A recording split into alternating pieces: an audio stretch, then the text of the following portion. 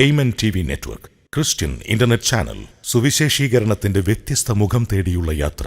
YouTube and Facebook. Amen TV network, Trivandrum, Kerala. സ്നാനപ്പെട്ടു എന്ന് പറയുന്ന അവസ്ഥയല്ല. നാം വിശ്വാസത്താൽ നീതീകരിക്കപ്പെട്ട ഒരുവന് കർത്താവിൻ്റെ നാം ഇന്ന് ചിന്തിച്ച പോലെ ഉപദേശങ്ങൾ അതുപോലെ കൈക്കൊണ്ട് അവൻ്റെ പഴയ മനുഷ്യനെ ജഡത്തെ അതിൻ്റെ രാഗമോഹങ്ങളോട് ക്രൂശിച്ച് ഞാൻ ക്രിസ്തുവിനോട് ക്രൂശിക്കപ്പെട്ട് ഞാൻ അല്ല ജീവിക്കുന്നത്, ക്രിസ്തു അത്രേ എന്നിൽ ജീവിക്കുന്നു എന്നുള്ള ആ വിശ്വാസവുമായിട്ട് അനുദിനം ജീവിച്ച് അതിൻ്റെ യാഥാർത്ഥ്യത്തിൽ എത്തി യാത്ര ചെയ്യുന്ന ഒരുവനാണ് അന്ത്യമായിട്ട് ആ നിത്യജീവന് പ്രാപിക്കുന്നത്. അല്ലേ? പാപത്തിൽ നിന്ന് സ്വാതന്ത്ര്യം ലഭിച്ച് ദൈവത്തിന് ദാസന്മാരായിരിക്കാൽ അതിൻ്റെ ഫലം നിങ്ങൾക്ക് കിട്ടുന്ന വിശുദ്ധീകരണവും വിശുദ്ധ ജീവിതവും അതിൻ്റെ അന്ത്യമാണ് നിത്യജീവന്. അപ്പോൾ ഈ കാലയിലുള്ള തകരാറെന്ന് പറയുന്നത് ഏതോ ഒരു തീരുമാനമൊക്കെ എടുത്തു, സ്നാനപ്പെട്ടെന്ന് പറയും, യോധനം കൂട്ടെന്ന് പറയും, പക്ഷേ താൻ ഈ ജഡീകന്മാരായിട്ടാണ് ജീവിക്കുന്നത്. ലോകത്തിന്റെ മോഹം, ജഡമോഹം, കൺമോഹം, ജീവനത്തിന്റെ പ്രതാപം, ലോകത്തിന്റെ മഹത്വം, ഇതിനെല്ലാം താലോലിച്ചുകൊണ്ടൊരു ജീവിതം നയിക്കുകയാണെങ്കിൽ വിശുദ്ധിയുടെ പ്രമാണത്തിൽ എത്തിച്ചേരുവാൻ സാധ്യമല്ല. ദൈവപുത്രന്മാരെ നിർണയിക്കപ്പെടുന്നത് വിശുദ്ധ ജീവിതത്തിലൂടെയാണ്. ഒരു വിശുദ്ധ ജീവിതത്തിൽ എത്തണമെങ്കിൽ പഴയ മനുഷ്യനെ മരിപ്പിച്ചാലേ ഒക്കത്തുള്ളൂ. ദൈവത്തിന്റെ ആത്മാവിനാല്, ദൈവത്തിന്റെ വചനത്താല് അതിനെ മരിപ്പിച്ചുകൊണ്ട് ക്രിസ്തുവിന്റെ ജീവനാൽ ജീവിക്കുന്ന ഒരുവനാണ് വിശുദ്ധിയുടെ മേഖലയിൽ എത്തുന്നതും. അവൻ ആ യാത്ര ചെയ്യുമ്പോൾ ആ യാത്രയിലൂടെയാണ് നിത്യജീവൻ അവകാശമാക്കി ദൈവപുത്രന്മാർ എന്ന് വാസ്തവമായിട്ട് ആത്മാവിന്റെ ശക്തിയോടെ നിർണയിക്കപ്പെടുന്നത്. Praise the Lord, hallelujah. അപ്പോൾ രക്ഷിക്കപ്പെടുന്ന നമുക്കോ, അല്ലേ, അതൊരു വലിയ ബൃഹത്തായിട്ടുള്ള ഒരു അർത്ഥമാണ് അവിടെ രക്ഷിക്കപ്പെടുക എന്നുള്ളത്. അതിൻ്റെ അടിസ്ഥാനത്തിൽ ഞാൻ കഴിഞ്ഞ ദിവസം ഒന്ന് പരാമർശിച്ചു. കർത്താവായ യേശു ക്രിസ്തുവിന്റെ 4 മേഖലയിലുള്ള ശുശ്രൂഷ. ഗലീലയിലുള്ള ശുശ്രൂഷ, ഗലീലയിൽ മാനസാന്തരമാണ് നമ്മൾ കാണുന്ന മാനസാന്തര സ്നാനം, അല്ലേ? എന്നാൽ അവിടുന്ന് ക്രൂശിലേക്കാണ് പിന്നെ കർത്താവ് യാത്ര ചെയ്യുന്നത്. ഗലീലയിൽ വലിയ പുരുഷാരം കർത്താവിനെ പിൻപറ്റിയെങ്കിലും ക്രൂശിലേക്ക് വളരെ ചുരുക്കം പേരെ പിൻപറ്റിയുള്ളൂ, അല്ലേ? എന്നാൽ ക്രൂശിലേക്ക് യാത്ര ചെയ്യുന്നവർക്ക് മാത്രമേ ഉയർപ്പിന്റെ അനുഭവത്തിലേക്ക് എത്തിച്ചേരുവാനായിട്ട് സാധിക്കുകയുള്ളൂ. അതായത് ക്രിസ്തുവിന്റെ മരണത്തിന് പങ്കാളികൾ ആകുന്നവര്, അല്ലേ? ഒരു നല്ല പങ്ക് എവിടെ കിടക്കുക? ഒരു നല്ല പങ്കലിൽ കിടക്കുക. അവിടെ ആയുസ് മുഴുവനും അയ്യോ ഞങ്ങൾക്ക് അപ്പം വേണേ, ഞങ്ങൾക്ക് രോഗസൗഖ്യം വേണേ, ഞങ്ങൾക്ക് അത് വേണേ, ഞങ്ങൾക്ക് ഇത് വേണേ, അല്ലേ? അങ്ങനെ ഓടുന്ന ഒരു കൂട്ടമാണ്. അവർക്കൊരു കാലത്തും ക്രൂശിന്റെ അനുഭവത്തിൽ വരുവാനായിട്ട്, കർത്താവായ യേശു ക്രിസ്തുവിന്റെ ക്രൂശിന്റെ മരണത്തിന് പങ്കാളികളാകുവാനായിട്ട് സാധിക്കുകയില്ല. ആ ക്രൂസിഫൈഡ് ലൈഫിലേക്ക് പ്രവേശിപ്പാനായിട്ട് സാധിക്കുകയില്ല. അവർ തനി ജഡീകന്മാരായിരിക്കും, അല്ലേ? 1 കൊരിന്ത്യർ 1-2 അധ്യായത്തിൽ നമ്മൾ വായിക്കുന്നത് പോലെ അവർ മൂന്നാമത്തെ അധ്യായത്തിലുണ്ട്, തനി ജഡീകന്മാരായിരിക്കും. അവർക്ക് വചനം കൊടുക്കാൻ വളരെ പ്രയാസമാണ്, ഇല്ലേ? പാല് തന്നെ ഒന്ന് കൊടുക്കാൻ, കുപ്പിപ്പാൽ കൊടുത്താലും അവർ കുടിക്കുകയില്ല, അതെടുത്ത് വലിച്ചെറിയും. കാരണം അതിൻ്റെ ടേസ്റ്റ് ഇല്ല. അവർ ജഡത്തിൻ്റെതായിട്ടുള്ള ആ മേഖലയിൽ മാത്രമേ അവർക്ക് ജീവിക്കുവാനായിട്ട് കഴിയുകയുള്ളൂ. അവർക്ക് ആ നിത്യജീവൻ അവകാശമാക്കുവാൻ ഒക്കുമോ?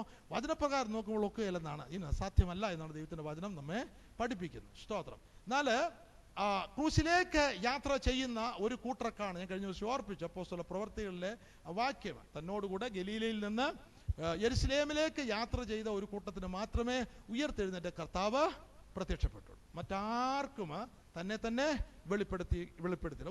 ധാരാളം ആൾക്കാർ ജഡപ്രകാരം ക്രിസ്തുവിനെ അറിയുന്നു എങ്കിലും ഉയർത്തെഴുന്നേറ്റ ക്രിസ്തുവിന്റെ വെളിപ്പാട് ഇല്ല. അങ്ങനെയാണെങ്കിൽ ക്രിസ്തുവിന്റെ ഉയർപ്പിന്റെ ജീവൻ ആ പ്രിയപ്പെട്ടവർക്ക് ലഭിക്കത്തില്ല. ഉയർപ്പിന്റെ ജീവൻ നമുക്ക് ലഭിക്കുന്നില്ല എങ്കിൽ നാം ഏത് ജീവനായിരിക്കും നയിക്കുന്നത്? ജഡപ്രകാരം പഴയ ജീവനായിരിക്കുമോ നയിക്കുന്നത്. ആ പഴയ ജീവൻ നമ്മൾ എന്തെല്ലാം ചെയ്യുമോ? നമ്മൾ യോഗത്തിന് പോകുമോ, കൂട്ടത്തിന് പോകുമോ, ബൈബിൾ വായിക്കുമോ, ടൈറ്റ് കൊടുക്കുമോ, ക്രൂസേഡുണ്ട് അതിന് പോകുമോ, ചില നല്ല ചാരിറ്റി പ്രവർത്തികൾ ചെയ്യും, ചില മിഷൻ ഫീൽഡിൽ സഹായിച്ചെന്നിരിക്കും. പക്ഷെ ഇതെല്ലാം ചെയ്യുന്ന ഏത് മനുഷ്യനാണ് ചെയ്യുന്നത്? ആ പഴയ മനുഷ്യൻ, അല്ലെങ്കിൽ ആ പഴയ ജീവനാണ് ഇത് ചെയ്യുന്നത്. അതിൻ്റെ എല്ലാ ക്രെഡിറ്റ് ഈ പുള്ളിക്കാരന് എടുക്കുകയും ചെയ്യും. പ്രൈസ് ദി ലോർഡ്, അല്ലേ? അതെല്ലാം പ്രദർശിപ്പിക്കുവാനായിട്ടുള്ള പ്രവർത്തികളായിരിക്കും. എന്നാൽ അതിനെ മരിപ്പിച്ചുകൊണ്ട് അങ്ങനെയാണ് ക്രൂശിലേക്ക് യാത്ര ചെയ്യേണ്ടതായിട്ടുണ്ട്, സ്വയത്തെ ത്യജിക്കേണ്ടതായിട്ടുണ്ട്, ക്രൂശ് ക്യാരി ചെയ്യേണ്ടതായിട്ടുണ്ട്. രാഗവും മോഹവും എന്ന് പറഞ്ഞാൽ ലോകത്തിൽ ഒരു വസ്തുവും കാണുമ്പോൾ നമുക്ക് എക്സൈറ്റ്മെന്റ് ഇല്ല. അതാണ് അതിൻ്റെ ഹയസ്റ്റ് ഓർഡർ. അല്ലേ? ഇപ്പം നമുക്ക് നല്ലൊരു സാധനം കിട്ടുകയാണെങ്കിൽ നമ്മളത് എടുക്കുന്നു, നമുക്ക് അതിനോടൊരു പറ്റ് നമുക്കുണ്ടാകും അല്ലേ? ഞാൻ ആ പറ്റെന്നുള്ള വാക്ക് മനസ്സിലല്ലേ? പറ്റുക എന്ന് പറഞ്ഞാൽ പറ്റിച്ചേരുക എന്നുള്ളതെന്നാണ് അവന് അതിനോടൊരു പറ്റുണ്ട് അല്ലേ? അത് നമ്മുടെ ഹൃദയത്തിൻ്റെ ചില ഭാഗങ്ങൾ ഞാൻ ഇന്നലെ ഓർപ്പിച്ചതുപോലെ 1,00,000 രൂപ ഞാനിപ്പോൾ ഒരാളുടെ കൈ തരികയാണെങ്കിൽ ഒരു പറ്റുണ്ട് അല്ലേ? മാൻ ദിസ് ഈസ് അല്ലേ? ഒരു നല്ല കാർ വാങ്ങിക്കുകയാണെങ്കിൽ നമുക്ക് അതിനോടൊരു അല്ലേ? ഉറക്കത്തിൽ എന്തിനെ പറ്റി ചിന്തിക്കുന്നത് അല്ലേ? ഇവിടെ ഒരു പരസ്യം കണ്ട പോലെ കാർ വാങ്ങിച്ചിട്ട് രാത്രി കിടക്കുന്ന, നല്ല തണുപ്പുള്ള രാത്രിയാണ്, കാറിൻ്റെ അടുത്ത് തന്നെ ഒരു ബെഡും ഒക്കെ ഇട്ട് പുതച്ച് ഇങ്ങനെ കാറിനെ ഇങ്ങനെ ടച്ച് ചെയ്തുകൊണ്ട് കിടക്കുന്നു അല്ലേ? കാറിൻ്റെ മഹത്വം കാണിച്ചുകൊണ്ടുള്ളൊരു പരസ്യമാണ് അല്ലേ? അല്ലേ? അങ്ങനെ കിടന്നില്ലേ തന്നെ നമ്മുടെ മനസ്സിൽ എന്ത് കിടക്കും? നമ്മൾ കാറെന്നല്ല മറ്റെന്ത് വസ്തുക്കളായി. എന്നാൽ ഉന്നതമായിട്ട് ക്രിസ്തീയ ജീവിതത്തിൽ ഇതിനെപ്പറ്റിയുള്ള ആഗ്രഹങ്ങളൊന്നും നമുക്ക് നമ്മൾ ജസ്റ്റ് ബേസിക് നീഡ് അല്ലേ?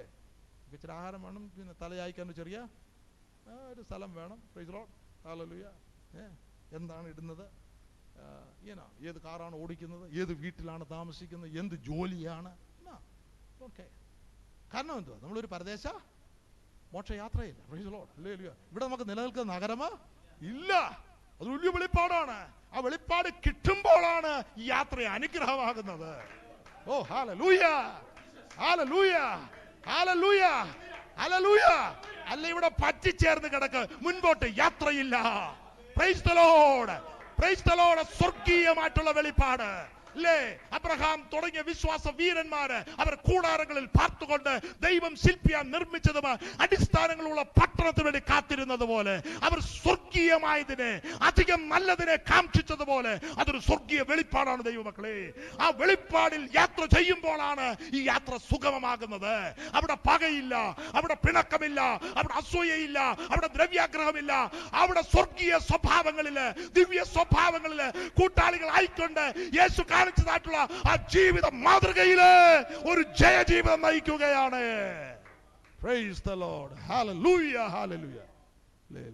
ഈ വചനം, ക്രിസ്തുവിന്റെ വചനം വിശ്വസിക്കുന്ന ഏവർക്കും അത് രക്ഷയ്ക്കായിട്ട് ദൈവശക്തിയാണ്. അസൂയയിൽ നിന്ന് രക്ഷ, ദ്രവ്യാഗ്രഹത്തിൽ നിന്ന് രക്ഷ, ലോകസ്നേഹത്തിൽ രക്ഷ, ജഡമോഹത്തിൽ നിന്ന് രക്ഷ, കൺമോഹത്തിൽ നിന്ന് രക്ഷ, അസൂയയിൽ നിന്ന് രക്ഷ, ജീവനത്തിന്റെ പ്രതാപത്തിൽ രക്ഷ, ലോകത്തിന്റെ ഉന്നതികളിൽ രക്ഷ.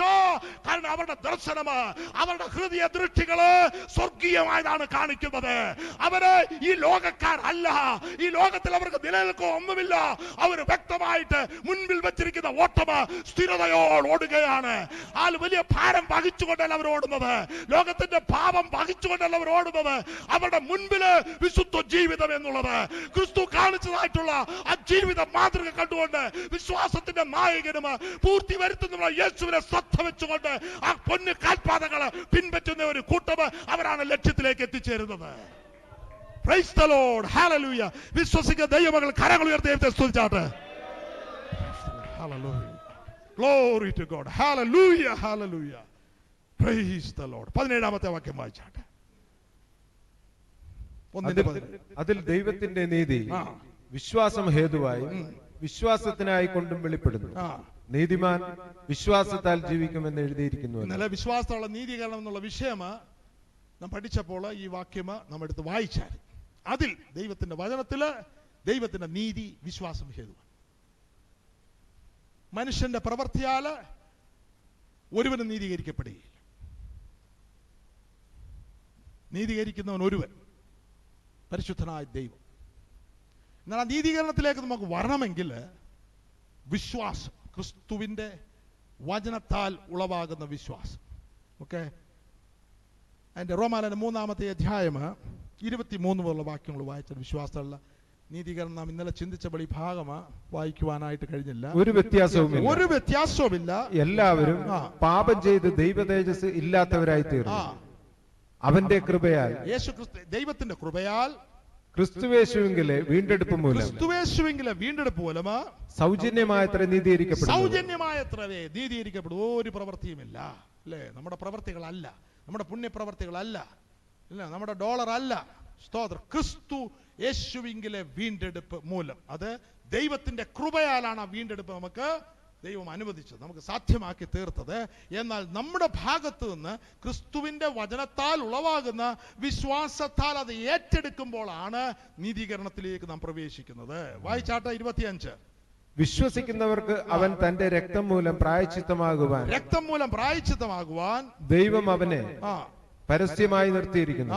ദൈവം തന്റെ പൊറുമയിൽ മുൻകഴിഞ്ഞ പാപങ്ങളെ ശിക്ഷിക്കാതെ വിടുക നിമിത്തം തന്റെ നീതിയെ പ്രദർശിപ്പിക്കുവാൻ താൻ നീതിമാനും യേശുവിൽ വിശ്വസിക്കുന്നവനെ നീതീകരിക്കുന്നവനും ആകേണ്ടതിന് ഇക്കാലത്ത് തന്റെ നീതിയെ പ്രദർശിപ്പിക്കുവാൻ തന്നെ അങ്ങനെ ചെയ്തത്. വളരെയധികം എക്സ്പ്ലെയിൻ ചെയ്ത് പഠിപ്പിക്കേണ്ട ഭാഗമാണെങ്കിലും സമയക്കുറവുകൊണ്ട് ഞാനത് എടുക്കുന്നില്ല. രക്തം മൂലം, ഈ കർത്താവായ യേശു ക്രിസ്തുവിന്റെ രക്തം, അത് തന്നെ ഒരു വിഷയമാണ്. ആ രക്തത്താൽ പാപമോചനം മാത്രമല്ല, ആ രക്തത്തിലാണ് പുതിയ നിയമം. Price the Lord. നമുക്ക് രക്തം എന്ന് പറയുമ്പോൾ പാപമോചനം മാത്രമാണ് നമ്മൾ ചിന്തിക്കുന്നത്. പാപത്തെ മോചിക്കുന്നു. യെസ്, ഇന്നും രക്തം പാപത്തെ മോചിക്കും. എന്നാൽ ആ രക്തത്തിൻ്റെ അടിസ്ഥാനത്തിലാണ് പുതിയ നിയമം. ഓക്കെ, കഴിഞ്ഞ ദിവസം ഞാൻ ഓർപ്പിച്ചു പാപത്തിൻ്റെ 2 അവസ്ഥകൾ. ഒന്ന്, പ്രധാനമായിട്ടും പാപത്തിൻ്റെ സ്വഭാവം, നമ്മുടെ ഉള്ളിൻ്റെ ഉള്ളിൽ പാപത്തിൻ്റെ പ്രമാണം എന്നാണ് എഴുതിയിരിക്കുന്നത്. എന്നിട്ട് പാപത്തിൻ്റെ പ്രമാണം ഉള്ളത് മനുഷ്യരാണ് പാപത്തിൻ്റെ പ്രവൃത്തികൾ ചെയ്യുന്നത്. ഫോർ എക്സാമ്പിൾ, ഒരു കോപിക്കുന്ന കാണുമ്പോൾ നാം പറയും അവൾ കോപിക്കും, വലിയ കോപിഷ്ഠനാണ് എന്ന് നാം പറയാറുണ്ട്. ആ കോപം അല്ലെങ്കിൽ മാനിഫെസ്റ്റ് ചെയ്തു, അതൊരു പ്രവൃത്തിയായിട്ട് വെളിപ്പെട്ടു. എന്നാൽ ആ പ്രവൃത്തിക്ക് പുറകിലായിട്ട് ആ മനുഷ്യൻ്റെ ഉള്ളിൻ്റെ ഉള്ളിൽ കോപം എന്നൊരു പ്രമാണം ഉണ്ട്. ഓക്കെ, ഇപ്പൊ കർത്താവായ യേശു ക്രിസ്തുവിന്റെ രക്തത്താൽ നമ്മളെ വീണ്ടെടുക്കുന്ന, മോചിപ്പിക്കുന്ന, നാം ചെയ്ത് മുൻകഴിഞ്ഞ പാപങ്ങൾ നാം എഴുതി. മുൻകഴിഞ്ഞതായിട്ടുള്ള പാപങ്ങളാണ് രക്തത്തെ സ്തോത്രം കഴുകി കളയുന്നത്. ഒരുവനത് പാപങ്ങളെ ഏറ്റുപറഞ്ഞ് രക്തത്താൽ എന്നെ കഴുകി ശുദ്ധീകരിക്കണമേ, അത് വിശ്വാസമുള്ള നീതീകരണം കഴിഞ്ഞാൽ ഈവൻ നമ്മുടെ ജീവിതയാത്രയിൽ അന്ത്യശ്വാസം വലിക്കുന്നവർ പാപത്തിന്റെ ഏതെങ്കിലും മേഖലകൾ നമ്മൾ ചെയ്യുകയാണെങ്കിൽ, നമ്മളത് ഏറ്റു പറയുകയാണെങ്കിൽ പുണ്യാഹരക്തത്താൽ കഴുകല് ശുദ്ധീകരണം, എല്ലാ ദിവസവും ശുദ്ധീകരണം പ്രാപിച്ചോണം അല്ലേ. ഒന്ന് ശോധന ചെയ്യണം അല്ലേ. എന്തെങ്കിലും അപാകതകൾ, പാപത്തിന്റെ അവസ്ഥകൾ നമ്മളിൽ ഉണ്ടായോ, ഒരു ചിന്ത ഉണ്ടായോ, ഈർഷ്യ ശോധന അത് ഉണ്ടെങ്കിൽ കർത്താവേ എന്നെ അതിൽ നിന്ന് സ്തോത്രം, എനിക്ക് എൻ്റെ ആ പാപത്തിന്റെ മോചനം എനിക്ക് വേണം, ഞാൻ ചെയ്തു പോയി, എന്നെ മോചിക്കണം. അത് മാത്രമല്ല, ഈ പാപത്തിന്റെ സ്വഭാവത്തിൽ നിന്നുള്ള വിടുതൽ, അത് വേറൊരു പ്രമാണം അല്ലേ. ഈ സ്വഭാവം ഉള്ളിടത്തോളം കാലം മനുഷ്യൻ പാപം ചെയ്തുകൊണ്ട് ഇരിക്കും. എന്നാൽ ഈ സ്വഭാവത്തെ ജയിക്കുവാൻ, പാപത്തിന്റെ പ്രമാണത്തെ ജയിക്കുവാനുള്ള ഒരു ജീവന്റെ ആത്മാവിന്റെ പ്രമാണം ഉള്ളിൽ എഴുതപ്പെടുമ്പോഴാണ് പാപത്തിൽ നിന്നുള്ള സ്വാതന്ത്ര്യം നമുക്ക് ലഭിക്കുന്നത്. എത്ര പേര് അത് വിശ്വസിക്കുന്നുണ്ട്? പാപത്തിൽ നിന്നുള്ള മോചനം, പാപത്തിനുള്ള സ്വാതന്ത്ര്യം 2 വിഷയമാണ്. മുൻകഴിഞ്ഞ പാപങ്ങൾ, നമ്മൾ ചെയ്തു പോയ പാപങ്ങളെ യേശുക്രിസ്തു രക്തത്താൽ കഴുകുന്നത് പാപത്തിനുള്ള മോചനം നമുക്ക് ലഭിക്കുമ്പോൾ സ്തോത്രം, ആ രക്തത്താൽ തന്നെ ഒരു പുതിയ പ്രമാണം ഇട്ടിരിക്കുകയാണ് അല്ലേ. കർത്താവ് തന്നെ പറയുമ്പോൾ ആ അന്ത്യ അത്താഴത്തിൽ ഇപ്രകാരം പറയുന്നു, ഇത് എൻ്റെ രക്തത്തില് പുതിയ നിയമം ആകുന്നു. സ്തോത്രം. ആ പുതിയ നിയമം റോമാലേഖനം 8-ാമത്തെ അധ്യായത്തിൽ വരുമ്പോൾ ഞാൻ ഒന്നുകൂടെ എക്സ്പ്ലെയിൻ ചെയ്യാം. ആ പുതിയ നിയമം ഉള്ളിൽ എഴുതപ്പെടാത്തിടത്തോളം കാലം പാപത്തിന്റെ നിയമത്തെ ജയിക്കുവാനായിട്ട് കഴിയത്തില്ല. Price the Lord, hallelujah. അപ്പോൾ മടങ്ങി 1-ാമത്തെ അധ്യായത്തിലേക്ക് വരാമ. അതിൽ ദൈവത്തിന്റെ നീതി വിശ്വാസം ഹേതുവായും വിശ്വാസത്തിനായി കൊണ്ടും വെളിപ്പെടുന്നു. എന്നിട്ട് പറയുന്നത് എന്റെ നീതിമാൻ വിശ്വാസത്താല് ജീവിക്കും. അപ്പോൾ അവിടെ 2 വിഷയങ്ങൾ പ്രധാനമായിട്ട് പറയുന്നു. ഒന്ന്, വിശ്വാസത്തോളം നീതീകരണം. നമ്മൾ പാപങ്ങളെ ഏറ്റുപറഞ്ഞ് യേശുവിനെ രക്ഷിതാവും കർത്താവുമായി സ്വീകരിച്ച് നമ്മൾ വിശ്വാസത്താൽ നീതീകരിക്കപ്പെട്ടു. സ്വർഗത്തിൽ വലിയൊരു ഡിക്ലറേഷൻ ചെയ്തു കഴിഞ്ഞു പിതാവ്. അതായത് ഇവൻ എൻ്റെ നീതിമാൻ, ഐ ജസ്റ്റിഫൈഡ് ഹിം, ഞാൻ അവനെ നീതീകരിച്ചു. എന്നാൽ ആ പോയിന്റ് മുതൽ ഈ നീതീകരിക്കപ്പെട്ടവന്റെ ഉത്തരവാദിത്തമാണ് നീതിയോട് ജീവിക്കുക അല്ലേ. അങ്ങനാണെങ്കിൽ സ്വയനീതിയുണ്ട്, ദൈവനീതിയുണ്ട്. ഞാനത് ഓർപ്പിച്ചു. സ്വയനീതി എന്ന് പറയുമ്പോൾ അത് നമ്മളിൽ നിന്ന്, പഴയ മനുഷ്യരിൽ നിന്ന് ഉളവാകുന്ന നീതി. ഒരുപാട് നല്ല പ്രവർത്തികൾ, ചാരിറ്റബിൾ പ്രവർത്തികൾ ചെയ്തെന്നിരിക്കും, മറ്റുള്ളവരെ സഹായിച്ചെന്നിരിക്കും. എന്നാൽ അതെല്ലാം ചെയ്യുമ്പോൾ ഏതോ ചില കാര്യങ്ങൾ അവർ പ്രതീക്ഷിക്കുന്നു അല്ലേ. ഒരാളുടെ പറ്റിന് വേണ്ടിയായിരിക്കും ഇതെല്ലാം ചെയ്യുന്നു അല്ലേ. എന്നാൽ അവർ അതുപോലെ പ്രതികരിക്കുന്നില്ല എങ്കിൽ പിന്നെ അത് ആവർത്തിക്കുമോ? ഇല്ല. ഓക്കെ, അപ്പോൾ മാനത്തിനു വേണ്ടിയായിരിക്കും അത് ചെയ്യുന്നത്, പ്രശസ്തിക്ക് വേണ്ടിയായിരിക്കും അത് ചെയ്യുന്നത്. ഇല്ല, നല്ല കാര്യങ്ങളാണ് ചെയ്യുന്നത്. പക്ഷെ അതിനെല്ലാം ഒരു സ്വാർത്ഥതയുടെ സ്വയത്തിൻ്റെതായിട്ടുള്ള ചില ഉദ്ദേശങ്ങൾ ഉണ്ട്. ആ നീതിയെ പറ്റിയല്ല വചനം പറയുന്നത്. വചനം പറയുന്നത് ദൈവത്തിൻ്റെ ദൈവനീതിയാണ്, അല്ലേ? അപ്പോൾ നമ്മൾ ദൈവം നീതി നൽകുമ്പോൾ, നമ്മളെ നീതീകരിക്കുമ്പോൾ, നമ്മുടെ ഉള്ളിൻ്റെ ഉള്ളിൽ ദൈവത്തിൻ്റെ നീതി ദൈവം ഇംപ്യൂട്ട് ചെയ്യുകയാണ്, നമ്മുടെ ഉള്ളിൽ നൽകുകയാണ്. എന്നാൽ ആ നീതി ലഭിച്ചത് മാത്രമല്ല, ആ നീതിയുടെ പ്രവൃത്തി, ദൈവനീതിയിൽ നിന്നുളവാകുന്ന പ്രവർത്തികൾ നമ്മുടെ ജീവിതത്തിൽ ഉണ്ടാകേണ്ടതായിട്ടുണ്ട്. അപ്പോൾ ഈ പ്രവർത്തികൾ ഒരുപാട് ചോദ്യം ചെയ്തുകൊണ്ടിരിക്കുന്ന ഒരു കാലയളവാണ്. ആൾക്കാർ പറയും പ്രവർത്തിയാലല്ല എന്ന് പറയുമ്പോൾ ഒരു ഭാഗം ശരിയാണ്. പ്രവർത്തിയാലല്ല വിശ്വാസമുള്ള നീതീകരണം. നമ്മുടെ പഴയ മനുഷ്യന്റെ പ്രവൃത്തിയാലല്ല വിശ്വാസ നീതീകരണം, വിശ്വാസമുള്ള നീതി. നമ്മുടെ പഴയ മനുഷ്യന്റെ പ്രവൃത്തിയാലല്ല ഒരു വിശ്വാസ ജീവിതം. എന്നാൽ മറുഭാഗം ദൈവം നമ്മെ നീതിമാനായിട്ട് പ്രഖ്യാപിക്കും. ദൈവത്തിന്റെ നീതി നമ്മിലേക്ക് പകരുമ്പോൾ ആ നീതിയിൽ നിന്നുളവാകുന്ന പ്രവർത്തികൾ അതുണ്ടായാലേ ഒക്കത്തുള്ളൂ. അതുകൊണ്ടാണ് സ്നാപകൻ പറയുന്നത്, മാനസാന്തരത്തിന് യോഗ്യമായിട്ടുള്ള ഫലം കായ്ക്കുക.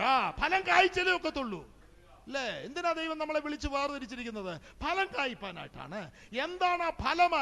ദൈവ നീതിയിൽ നിന്ന് ഉളവാകുന്നതായിട്ടുള്ള പ്രവർത്തികളാണ്. അങ്ങനെ സ്വർഗസ്ഥനായ നിങ്ങളുടെ നല്ല പ്രവർത്തികൾ, ആ നല്ല പ്രവർത്തികൾ എന്താണ്? ദൈവം നൽകിയിരിക്കുന്ന നീതിയിൽ നിന്ന് ഉളവാകുന്നതായിട്ടുള്ള പ്രവർത്തികൾ. നല്ല പ്രവർത്തികളെ കണ്ട് നിങ്ങളുടെ വെളിച്ചം മറ്റുള്ള സ്വർഗസ്ഥനായ പിതാവ് മഹത്വപ്പെടേണ്ടതിന്. അപ്പോൾ ആ നീതിയുടെ പ്രവർത്തികളുടെ മഹത്വം ആർക്കാ പോകുന്നത്?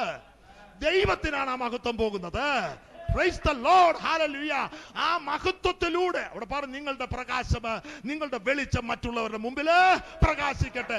ഒരണുവിടെ പോലും ഇല്ലേ, ഒരണുവിടെ മഹത്വം നമ്മളതിൽ എടുക്കുകയില്ല. ഒരണുവിടെ പോലും മഹത്വം നാം എടുക്കുകയില്ല. ആ മഹത്വം മുഴുവനും ദൈവത്തിന്. ആകയാൽ നിന്റെ രാജ്യം വരണമേ, നിന്റെ ഇഷ്ടം സ്വർഗത്തിലെ പോലെ ഭൂമിയിൽ എന്നിലും ആകണമേ എന്ന് പ്രാർത്ഥിക്കുന്ന ഒരുവന് ആകയാൽ രാജ്യവും ശക്തിയും മഹത്വവും എല്ലാം അങ്ങേക്കുള്ളതാ. അതിൽ ടച്ച് ചെയ്യുവാൻ പോലും എനിക്ക് അവകാശമില്ല എന്നുള്ള ആഴമേറിയ ഉൾബോധം ആ പ്രിയപ്പെട്ടവർക്കുണ്ടാകും. Oh glory to God, hallelujah. മനസ്സിൽ പോലും മഹത്വം എടുക്കുവാനായിട്ട് അവർക്ക് കഴിയുകയില്ല. Glory to God. അപ്പോൾ എന്റെ നീതിമാന് വിശ്വാസത്താല് ജീവിക്കും, അല്ലേ? അവിടെയും ദൈവത്തിന്റെ വചനത്തിൽ ഉളവാകുന്ന വിശ്വാസമാണ്. അപ്പോൾ വിശ്വാസത്താൽ നീതീകരിക്കപ്പെട്ട ഒരുവൻ ജീവിതം ആരംഭിക്കുമ്പോൾ അവനെ അങ്ങ് വിട്ടുകൊടുക്കുക, അല്ലേ? സ്നാനത്തിൽ നമ്മൾ ചെയ്യുന്നത്, കർത്താവെ, കർത്തൃത്വം ഞാൻ എന്നിൽ നിന്ന് അങ്ങയുടെ കരങ്ങളിലേക്ക് നൽകുകയാണ്. എൻ്റെ പഴയ മനുഷ്യനെ അങ്ങയോടുകൂടെ ഞാൻ ക്രൂശിച്ചപ്പച്ച, അല്ലേ? ആ ക്രൂശിക്കാനായിട്ട് ഞാൻ തീരുമാനമെടുക്കുന്നു, അല്ലേ? നമുക്ക് അങ്ങനെ ക്രൂശിക്കാൻ ഒക്കത്തില്ല. ക്രൂശിക്കുവാനായിട്ട് തീരുമാനമെടുക്കുന്നു. ഇനിയും ഞാനല്ല പച്ച ജീവിക്കേണ്ടത്, എനിക്കത് മനസ്സിലാകുന്നു. ഇനി അവിടുന്നാണ് എൻ്റെ ജീവിതത്തിൽ ജീവൻ. അങ്ങനെയാണ്, അങ്ങനെ സമർപ്പിക്കുന്ന ഒരുവനാണ് നീതി. ആ നീതിമാനാണ് വിശ്വാസത്താൽ ജീവിക്കുന്നത്. അവന് വേണ്ടി അല്ല ജീവിക്കുന്നത്. അവൻ എന്ത് ചെയ്താലും ദൈവത്തിന് വേണ്ടിയാ ചെയ്യുന്നത്. അത് ഉള്ളിലുള്ള ബോധമാണ്, അല്ലേ? പ്രാർത്ഥിക്കാൻ തന്നെ, അവന് വേണ്ടി പ്രാർത്ഥിക്കാൻ തന്നെ മറന്നുപോയെന്നിരിക്കും. എന്ന് പറഞ്ഞാൽ ലോകത്തിലെ ആവശ്യങ്ങൾക്ക് വേണ്ടി നമുക്ക് വേണ്ടി പ്രാർത്ഥിക്കുക. എന്തിനാ നമുക്ക് വേണ്ടി പ്രാർത്ഥിക്കേണ്ടത്? ഏത് വിഷയങ്ങൾക്ക് വേണ്ടി നമുക്ക് വേണ്ടി പ്രാർത്ഥിക്കേണ്ടത്? പുതിയ മനുഷ്യന് വേണ്ടി ആയിരിക്കണം പ്രാർത്ഥിക്കണം. പഴയ മനുഷ്യൻ്റെ ഒന്നും വലിയ കാര്യമൊന്നുമില്ല. അതിന് അവൻ ചാകണമെന്നില്ല, അവന് ജീവിക്കാനുള്ളതല്ല. പൊതുവെ ഈ ശരീരം പഴയ മനുഷ്യനോട് തെറ്റിദ്ധരിക്കരുത്. ശരീരം ദൈവത്തിൻ്റെ. ഈ ശരീരത്തിൽ പാപത്തിൻ്റെ നിയമങ്ങൾ എഴുതപ്പെട്ട ശരീരം മനുഷ്യന് വേണ്ടി, ലോകത്തിന് വേണ്ടി ഉപയോഗിക്കുമ്പോഴാണ് ഇത് ജഡമാകുന്നത്, അല്ലേ? ആൾക്കാർ ചോദിക്കും, എന്താ ഈ ജഡം? ബൈബിളിൽ പറഞ്ഞ നെഗറ്റീവായിട്ടുള്ള ജഡം എന്താണ്? ആ ജഡം എന്ന് പറയുന്നത് ശരീരത്തിൽ പാപത്തിൻ്റെ നിയമങ്ങളുള്ള ശരീരം ആ പാപത്തിൻ്റെ നിയമങ്ങളെ അനുസരിച്ച് ജീവിക്കുന്നു. അവൻ്റെ മനസ്സ്, വ്യർത്ഥമായിട്ടുള്ള ഒരു മനസ്സ്, നികൃഷ്ടമായിട്ടുള്ള ഒരു ബുദ്ധിയിൽ അവന് ജീവിക്കുന്നു. ചിന്തിക്കുന്നത്, നോക്കുന്നത്, കാണുന്നത് എല്ലാം എന്തിനു വേണ്ടിയാണ്? സ്വയത്തിനു വേണ്ടിയാണ്, സ്വയപ്രശംസ. അപ്പോൾ അങ്ങനെ ജീവിക്കുന്ന ഒരാളിനെയാണ് ജഡമനുഷ്യനെന്ന് പറയുന്നു, ജഡ സ്വഭാവം ഉള്ളവനെന്ന് പറയുന്നു, അല്ലേ? അവൻ്റെ ശരീരം നമ്മുടെ ശരീരം പോലെ തന്നെയാണ്, അല്ലേ? കയ്യും കാലും എല്ലാം ഉണ്ട്.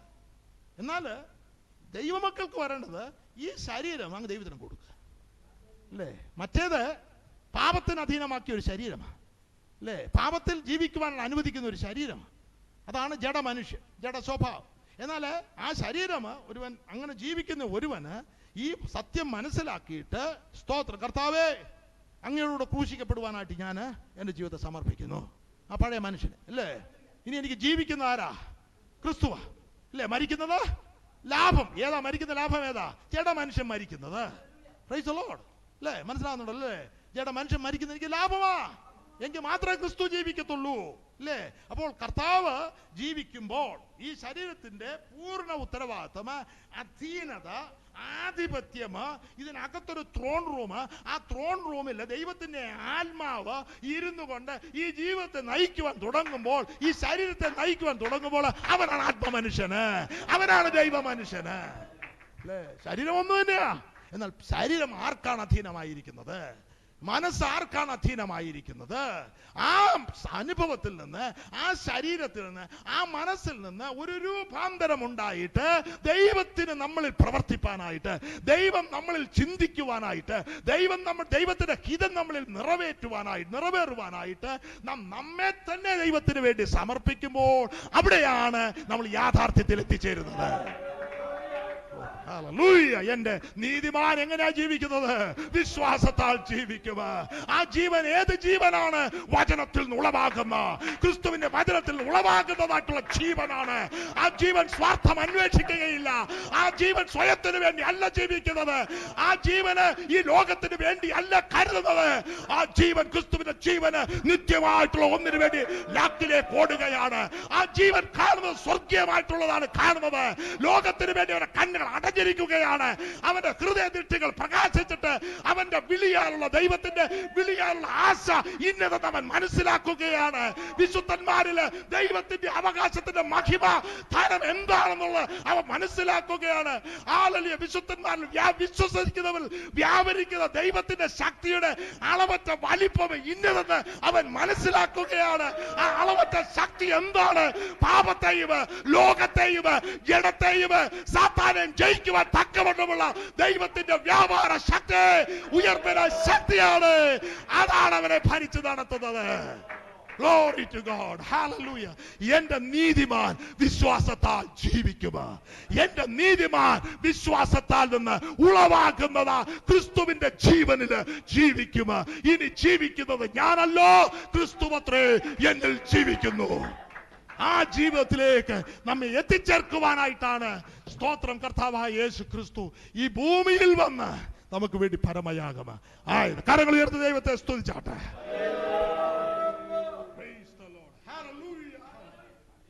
സ്തോത്രം. നമുക്ക് ഇനി 2-ാമത്തെ അധ്യായത്തിലേക്ക് വരാം. അതിന്റെ 28-29 വാക്യം. പുറമെ യഹൂദനായവൻ യഹൂദനല്ല, പുറമെ ജഡത്തിലുള്ളത് പരിച്ഛേദനയുമല്ല, അകമേ യഹൂദനാവനത്രേ യഹൂദൻ. അക്ഷരത്തിലല്ല, ആത്മാവിലുള്ള ഹൃദയ പരിച്ഛേദനയത്രേ പരിച്ഛേദന. അവന് മനുഷ്യരാലല്ല, ദൈവത്താൽ തന്നെ പുകഴ്ച ലഭിക്കും. പുറമെ യഹൂദനായവൻ യഹൂദനല്ല, പുറമെ ജഡത്തിലുള്ളത് പരിച്ഛേദനയുമല്ല, അകമേ യഹൂദനായനത്രേ യഹൂദൻ. അക്ഷരത്തിലല്ല, ആത്മാവിലുള്ള ഹൃദയ പരിച്ഛേദന അത്രേ പരിച്ഛേദന. വളരെ ഗഹനമായിട്ടുള്ള ഒരു വിഷയമാണ്. എന്നാൽ പുറമേയുള്ള മനുഷ്യൻ, അകമേയുള്ള മനുഷ്യൻ പലപ്പോഴും അറിഞ്ഞും അറിയാതെയും പുറമേയുള്ളതിനാണ് നാം പ്രാധാന്യം കൊടുക്കുക. കഴിഞ്ഞ ദിവസം ഞാൻ ഓർപ്പിച്ചു അല്ലേ, നിങ്ങൾ ഇത്രയും പേര് ഇവിടെ ഇരിക്കുകയാണെങ്കിൽ, ഒരാൾ ഇവിടെ വന്ന് മുട്ടിന്മേൽ ഇവിടെ സൈഡിൽ ഇരിക്കുകയാണെങ്കിൽ എനിക്കറിഞ്ഞൂടാ നിങ്ങളുടെ ചിന്ത എങ്ങനെ ആയിരിക്കും പോകുന്നത്. എന്നാൽ പ്രായമുള്ളവരൊക്കെ പറയും, മേൻ അവനൊരു ആത്മീകനല്ലേ. എല്ലാവരും കസേര ഇരിക്കുമ്പോൾ ഇദ്ദേഹം എവിടെയാണ് ഇരിക്കുന്നത്? അവിടെ നിലത്തിരിക്കുന്നതുകൊണ്ട് തെറ്റല്ല, ഈ നിലത്തിരിക്കുന്നത് നല്ലത് തന്നെയാണ്. എന്നാൽ അതല്ല ഈ മാർഗത്തിൻ്റെ ആധാരം. പുറമേ നമ്മൾ ചിലത് കാണിക്കുന്നതല്ല ഇതിൻ്റെ ആധാരം. എന്നാൽ ഓർത്തോളം, മറുവശത്ത് ബാലൻസ്ഡ് ആയിരിക്കണം. പുറമെ എങ്ങനെയും ജീവിക്കുവാനായിട്ട് ദൈവം നമ്മളെക്കുറിച്ച് ആഗ്രഹിക്കുന്നില്ല അല്ലേ. വിരോധി നമ്മെക്കുറിച്ച് ഒരു ദോഷവും പറയാതിരിക്കുവാൻ തക്കവണ്ണം സൂക്ഷ്മത. അപ്പോൾ ഇവിടെ മനസ്സിലാക്കേണ്ടത്, പുറമേയുള്ള മനുഷ്യനിലൂടെ ദൈവത്തെ പ്രസാദിപ്പിക്കുന്ന പ്രവർത്തികൾക്ക് ദൈവവചന പ്രകാരം യാതൊരു അടിസ്ഥാനവും ഇല്ല. ഞാൻ മുമ്പേ അല്പം മുൻപ് പറഞ്ഞ വിഷയം, സ്വയം നീതിയിൽ നിന്ന് പുറപ്പെടുന്നതായിട്ടുള്ള പ്രവർത്തികൾക്ക് ദൈവസന്നിധിയിൽ യാതൊരു വിശേഷതയുമില്ല. അതെല്ലാം കറപരണ്ട തുണിയാണ്. എന്നാൽ അകമേയുള്ള മനുഷ്യൻ, ഇവിടെ ഹൃദയ പരിച്ഛേദന എന്ന് പറയുമ്പോൾ പുറമെ യഹൂദനായൻ യഹൂദനല്ല, പുറമെ ജഡത്തിലുള്ളത് പരിച്ഛേദനയുമല്ല, അകമേ യഹൂദനായൻ അത്രേ യഹൂദൻ, അക്ഷരത്തിലുള്ള ആത്മാവിലുള്ള ഹൃദയ പരിച്ഛേദന അത്രേ പരിച്ഛേദന. അപ്പോൾ അകത്ത് നടക്കേണ്ടതായിട്ടുള്ള ആഴമേറിയ പ്രവർത്തനമാണ് ഒരു ക്രിസ്തീയ ജീവിതം. ആ ക്രിസ്തീയ ജീവിതത്തിലൂടെ നമുക്ക് ലഭിക്കേണ്ടത്. പുറമേ ചില റിച്വൽസ് നമുക്ക് ഇട്ട് നമ്മൾ യോഗത്തിന് വരുന്നുണ്ട്, സമയത്ത് തന്നെ യോഗത്തിന് വരുന്നു,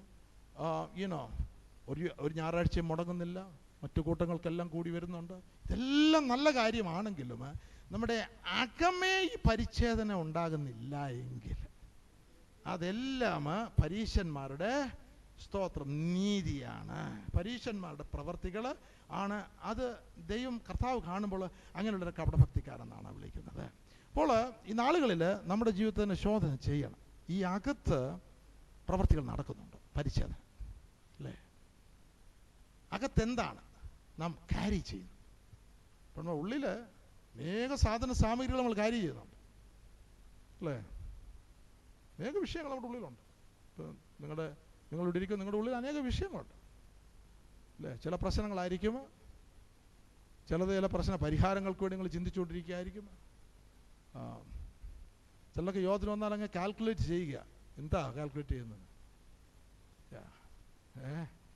പ്രശ്നങ്ങളുള്ള ചർച്ചകളാണെങ്കിൽ അവർ ആരാധനയ്ക്കാണ് അവിടെ വന്നിരിക്കുന്നത്, ദൈവശബ്ദം കേൾക്കാനാണ് അവിടെ വന്നിരിക്കുന്നത് അല്ല. അപ്പോൾ നമ്മൾ അറിഞ്ഞും അറിയാതെയും നമ്മുടെ ഉള്ളിൻ്റെ ഉള്ളിൽ അനേക കാര്യങ്ങൾ ക്യാരി ചെയ്യുന്നു. അത് ദൈവത്തിന് വിശുദ്ധമല്ല എങ്കിൽ കർത്താവ് തന്നെ ഭൂമിയിൽ വന്നപ്പോൾ തന്നെ താൻ ഒഴിച്ചെന്നാണ് അല്ലേ?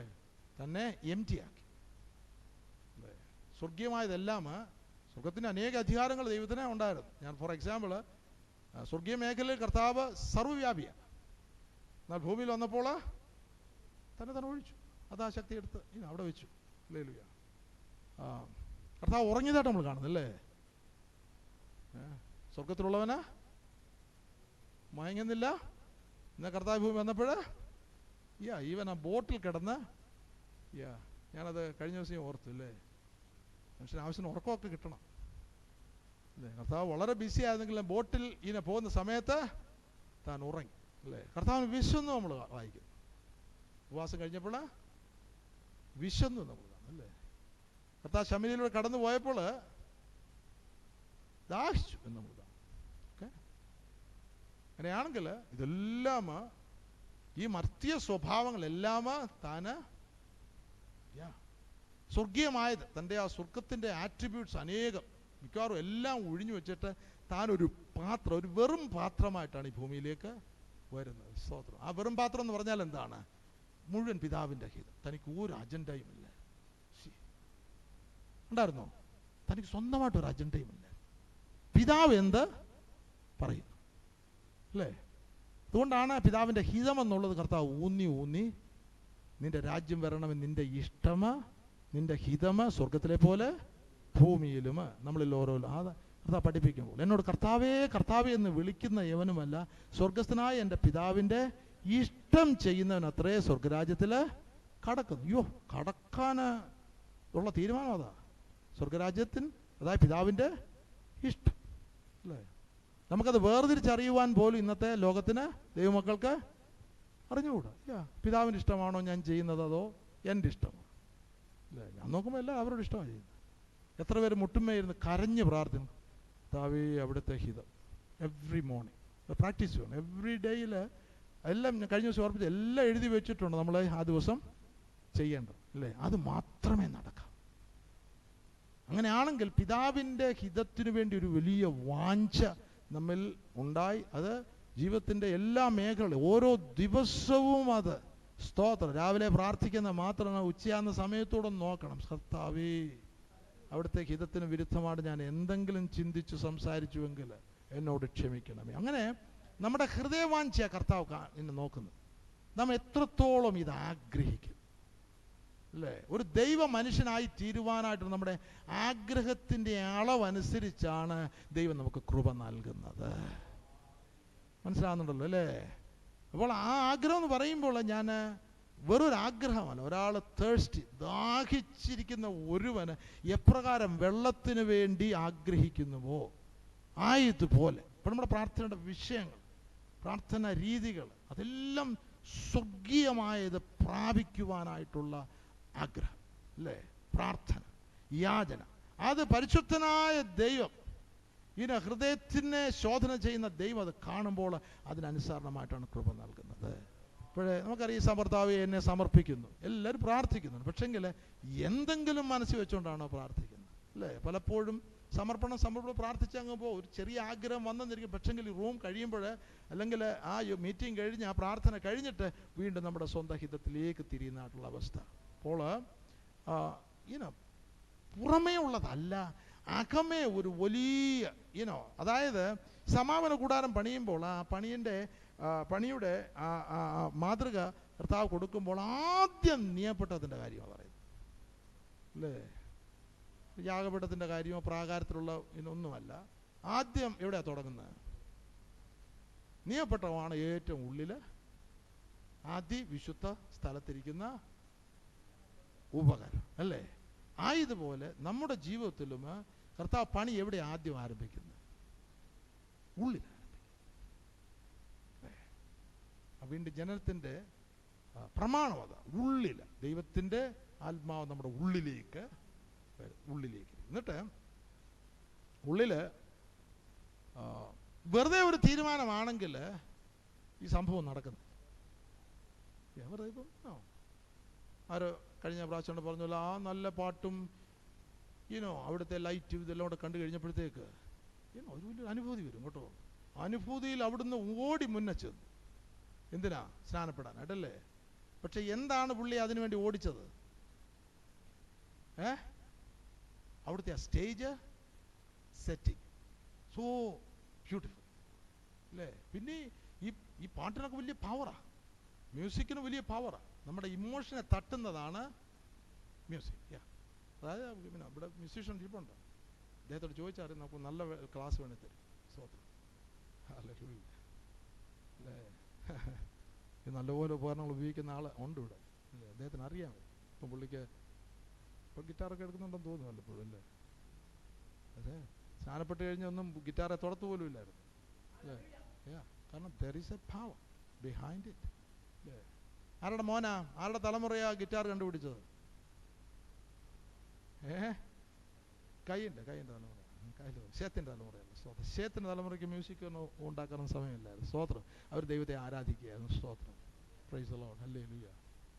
അപ്പോൾ ഇതിനകത്ത് വഞ്ചനയുണ്ട്, ഗ്രേറ്റ് ഡിസെപ്ഷൻ, അല്ലേ? നമ്മളെ ഇമോഷൻ മേഖലയിൽ മാത്രം നിൽക്കുകയാണ് യഥാർത്ഥ രക്ഷയല്ല, അല്ലേ? എവിടെ ചെല്ലണം ഇത്? സന്ധി മജ്ജകളെയൊക്കെ പ്രാണനേമ സന്ധി മജ്ജകളെല്ലാം തുളച്ചങ്ങ് ഇറങ്ങണം, ഉള്ളിൻ്റെ ഉള്ളിൽ ചെല്ലണം.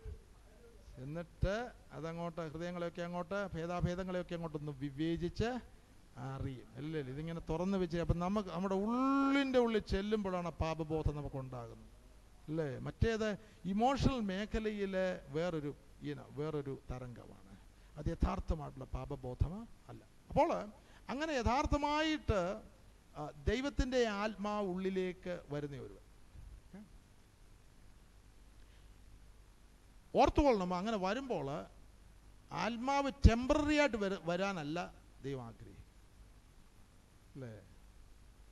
ആത്മാവ് നമ്മൾ റെൻ്റൽ ഇച്ചിരി നമ്മുടെ ശരീരത്തിൻ്റെ ഒരു ഭാഗത്ത് അല്പം റെൻ്റൽ സ്പേസ്, അവിടെയൊക്കെയാണ് യൂറോപ്യൻ രാജ്യങ്ങളൊക്കെ ചെന്ന് കഴിഞ്ഞാൽ ഒരു വീട്ടിൽ ആ വീട്ടുകാർ ഒരു 1-2 മുറി ഫ്രീ ആയിട്ടുണ്ടെങ്കിൽ ആർക്കെങ്കിലും വാടകയ്ക്ക് വേണ്ടി അത് കൊടുക്കും.